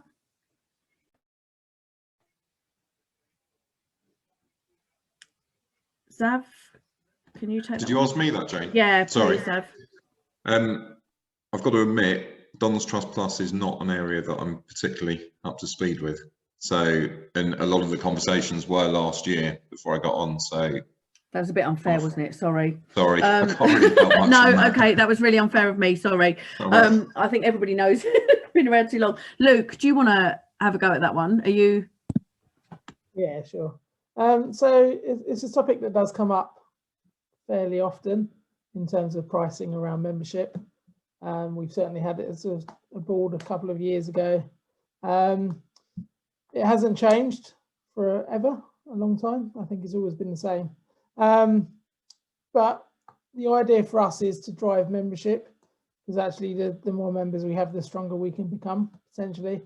£25 feels about right. You know, it's a couple of quid a month if you want to break it down like that. We've looked at, and we're launching Dons Trust Plus, which will tie in nicely with Stadium Card, etc. So for Plough Lane, there's going to be some different options, and there'll be some other perks depending upon what you do and what you sign up for. And the choice will be entirely yours.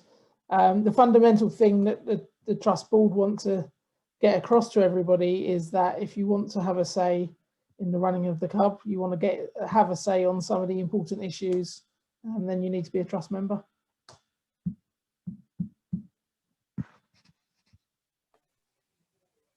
Thanks, Luke. And when we were looking at all of the stuff that we did last year, we looked at the pricing quite a lot, some of the, some of the offer has increased. So the Junior Dons membership was retained at the same price, and some of the offer around that was increased. You won't have seen that, unfortunately, because quite a lot of the stuff we were offering was around the match day experience, and clearly we haven't been able to have a proper match day experience since then. And trying to be a flag bearer in your own front room while you're watching on iFollow doesn't really work. But some of the Dons Trust Plus stuff around that was an increase in fee, and again, you've got different incentives around that. So there's kind of an option, you can pay a bit more and get a bit more if you so wish. There's a couple of questions for you again, Nick, if you're there and still with us. Thank you for hanging around. One of them is actually for the DTB, and I can answer this. So was Nick Robertson one of the 3 anonymous investors who appeared a few years back before the PLB, Plough Lane bond, when we were short of approximately 7 million?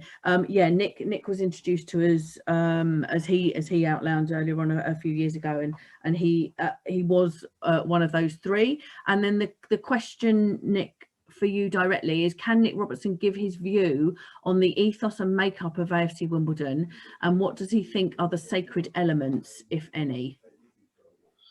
So what was that last bit, Jane? What do I see as the...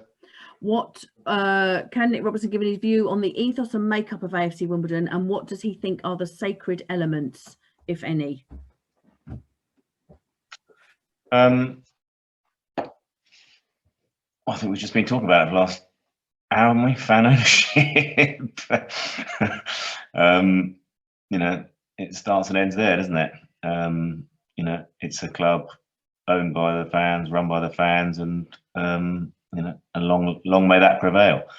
You know, obviously we all want to be as successful as we can, and you know, I've heard interesting debates about what success looks like, and I've seen, you know, heard different opinions on that. You know, I don't think you can define that, because if you're successful, there's no limit to it, is it? So you know, fan ownership and being the best we can possibly be, you know, on and off the pitch. End of. Thanks very much. Joe, a couple for you. Is the ground going to be cashless, i.e. contactless only? And we were told a few years back that we were going to try and get the ground women's international football compliant for UEFA and FIFA matches. did we achieve that in the build? Have we still got Joe with us?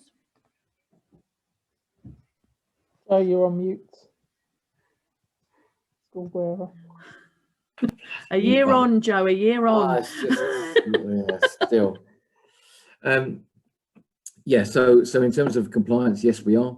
The only things that would change for those events is around broadcasting. So they typically, as in any stadium, they'll bring in temporary broadcasting structures and platforms for more cameras, positions, and that type of thing. So that's always a temporary setup anyway. In terms of cashless now, I'm not going to say too much of this at the moment because we will be coming out later with some details about some proposals of how we see this working.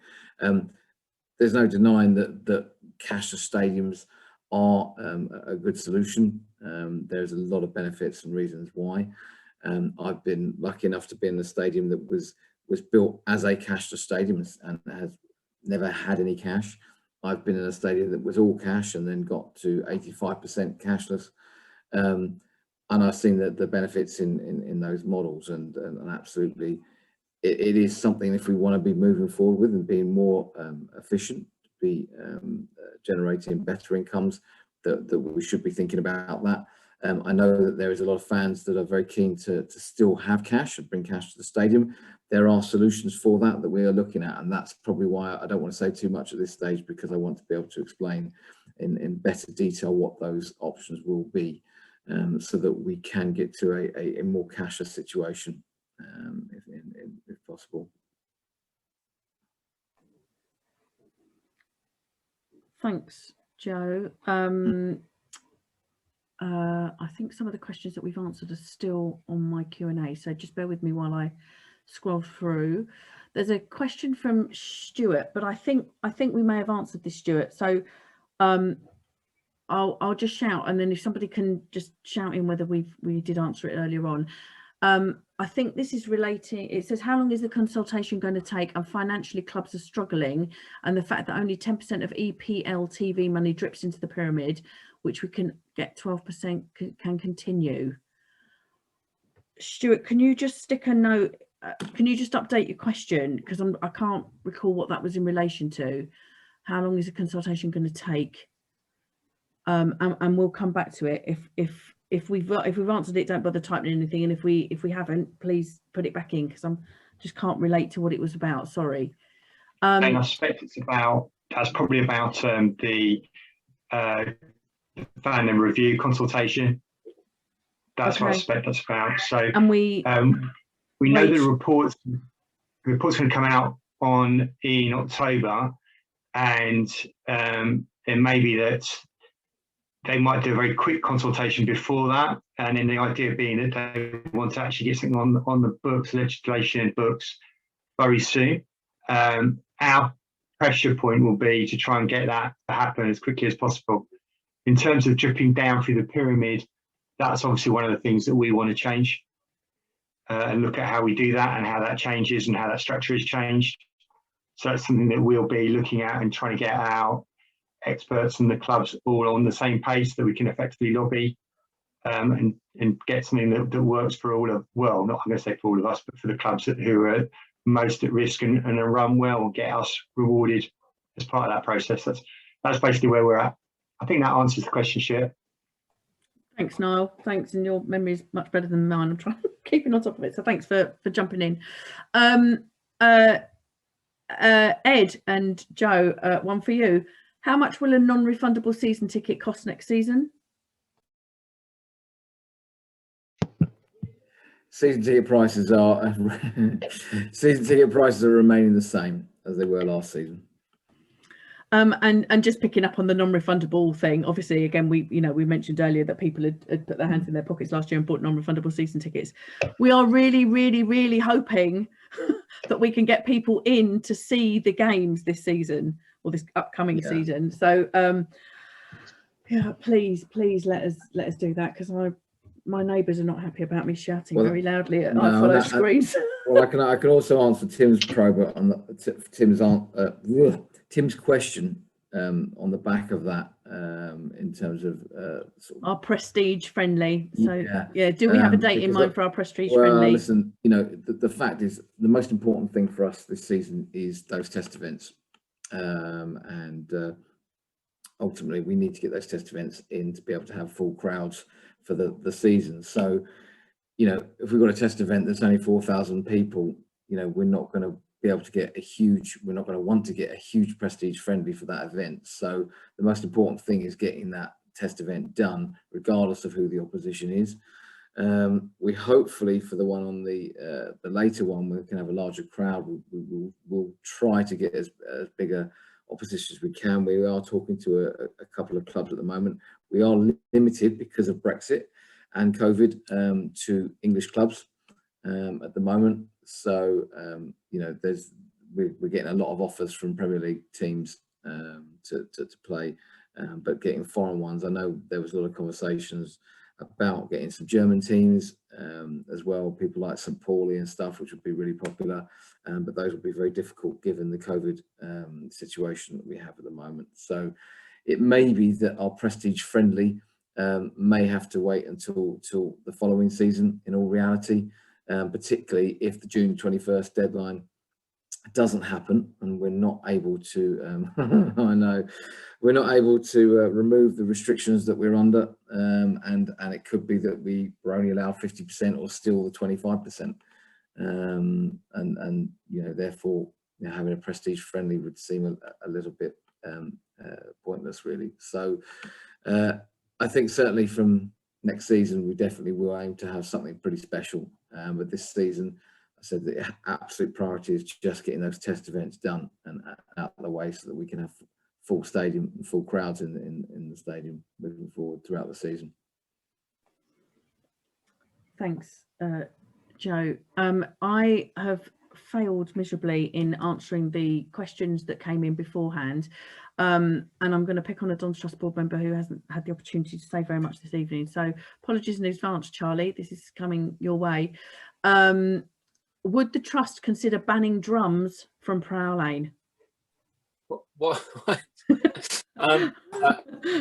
Wow. I don't know to be flattered or insulted. You've given me that one.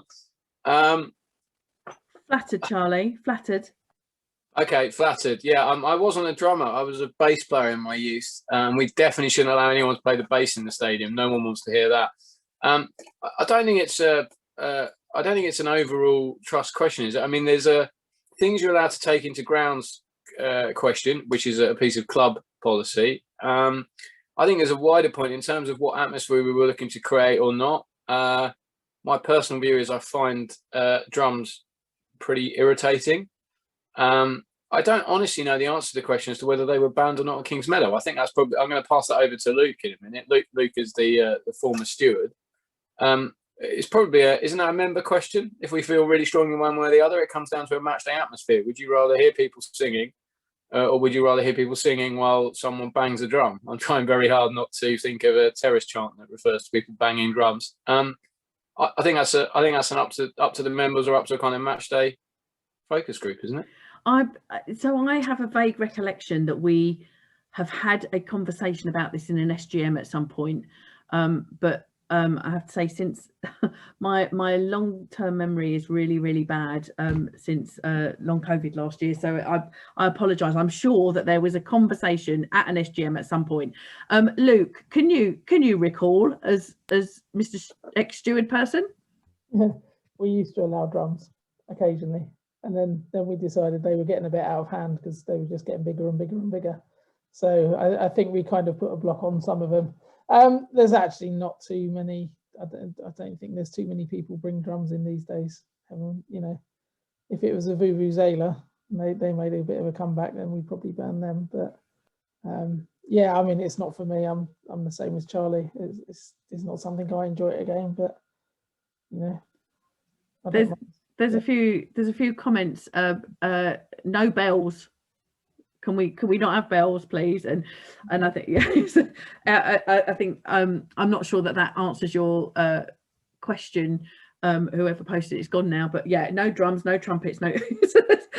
We could have the band down the entire. We've had a band before, haven't we? We had the what was the band? The Umpar band. We had one time at the at Kings Meadow, I think. You can have them back because we still look after them. Yeah. Thanks, They don't have Charlie. a drummer either, so that's absolutely ideal. They're available for all manner of bookings, Joe. We can sort that out, don't worry. Brilliant, thanks, Charlie. And we've got one final question, and we're about 10 to. So I'd like to just wrap up and just do some notices, if you like, at the end. David Carpenter asks, it's very noticeable that there has been very little talk about the development of the League One team and supporting academies. I'm absolutely behind Plough Lane and all the other developments, but what is the plan to avoid yet another difficult season in 21-22? Joe, this links to some of the stuff that's come out quite recently. Do you want to pick that up? And Charlie's just with the link. Absolutely. I think you know, we can talk about, as you heard many times, talking about the finances and obviously the size of our budget in comparison to the rest of the clubs, but we know that's our situation, and it's about how do we then get out of that situation with the budget that we have. How do we do more with it? How do we get more value from the budget that we do have, even if it is one of the lowest in the league? So that's our challenge.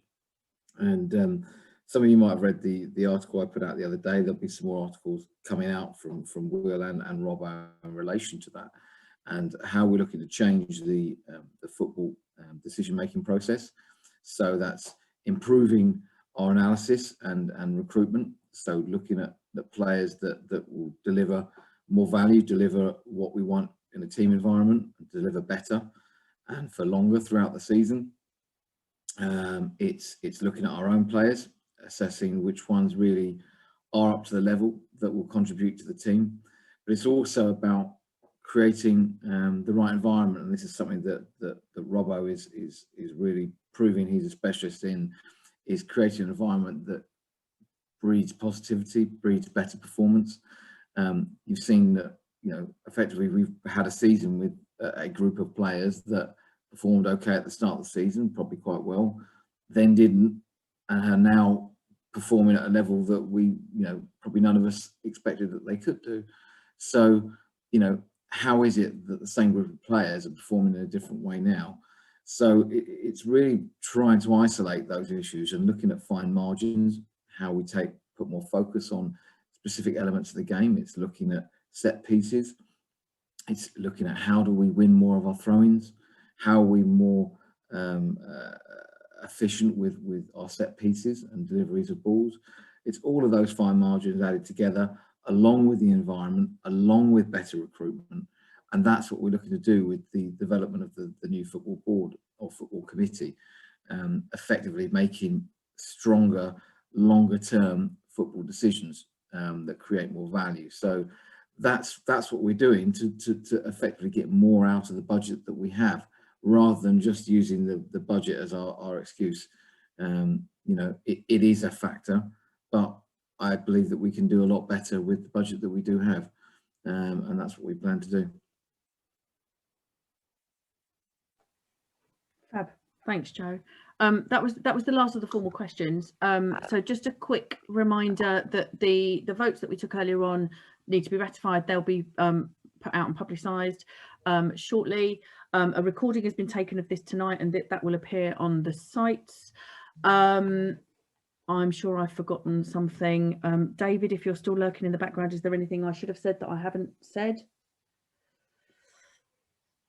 Don't think so. It's probably worth just giving you a quick heads up that there's the next formal SGM isn't until September, I think. But we've got the test event coming up, and we're going to be sending out some information to members in the meantime, to give you an update on the governance stuff that's been going on. Obviously Nick's and Zav and Charlie and Hannah have been voted onto the PLC this evening, and so that committee will be meeting fairly soon, and we'll be updating you on the work that's going on there. and we're going to put out some information on the finances we've talked a little bit about tonight. So we're just going to put some information out to members just as part of being a bit more transparent and open. Other than that, I hope you all stay well. I hope to see as many of you as possible on the 18th of May at a football game at Plough Lane. And I get that it's only, you know, a test event.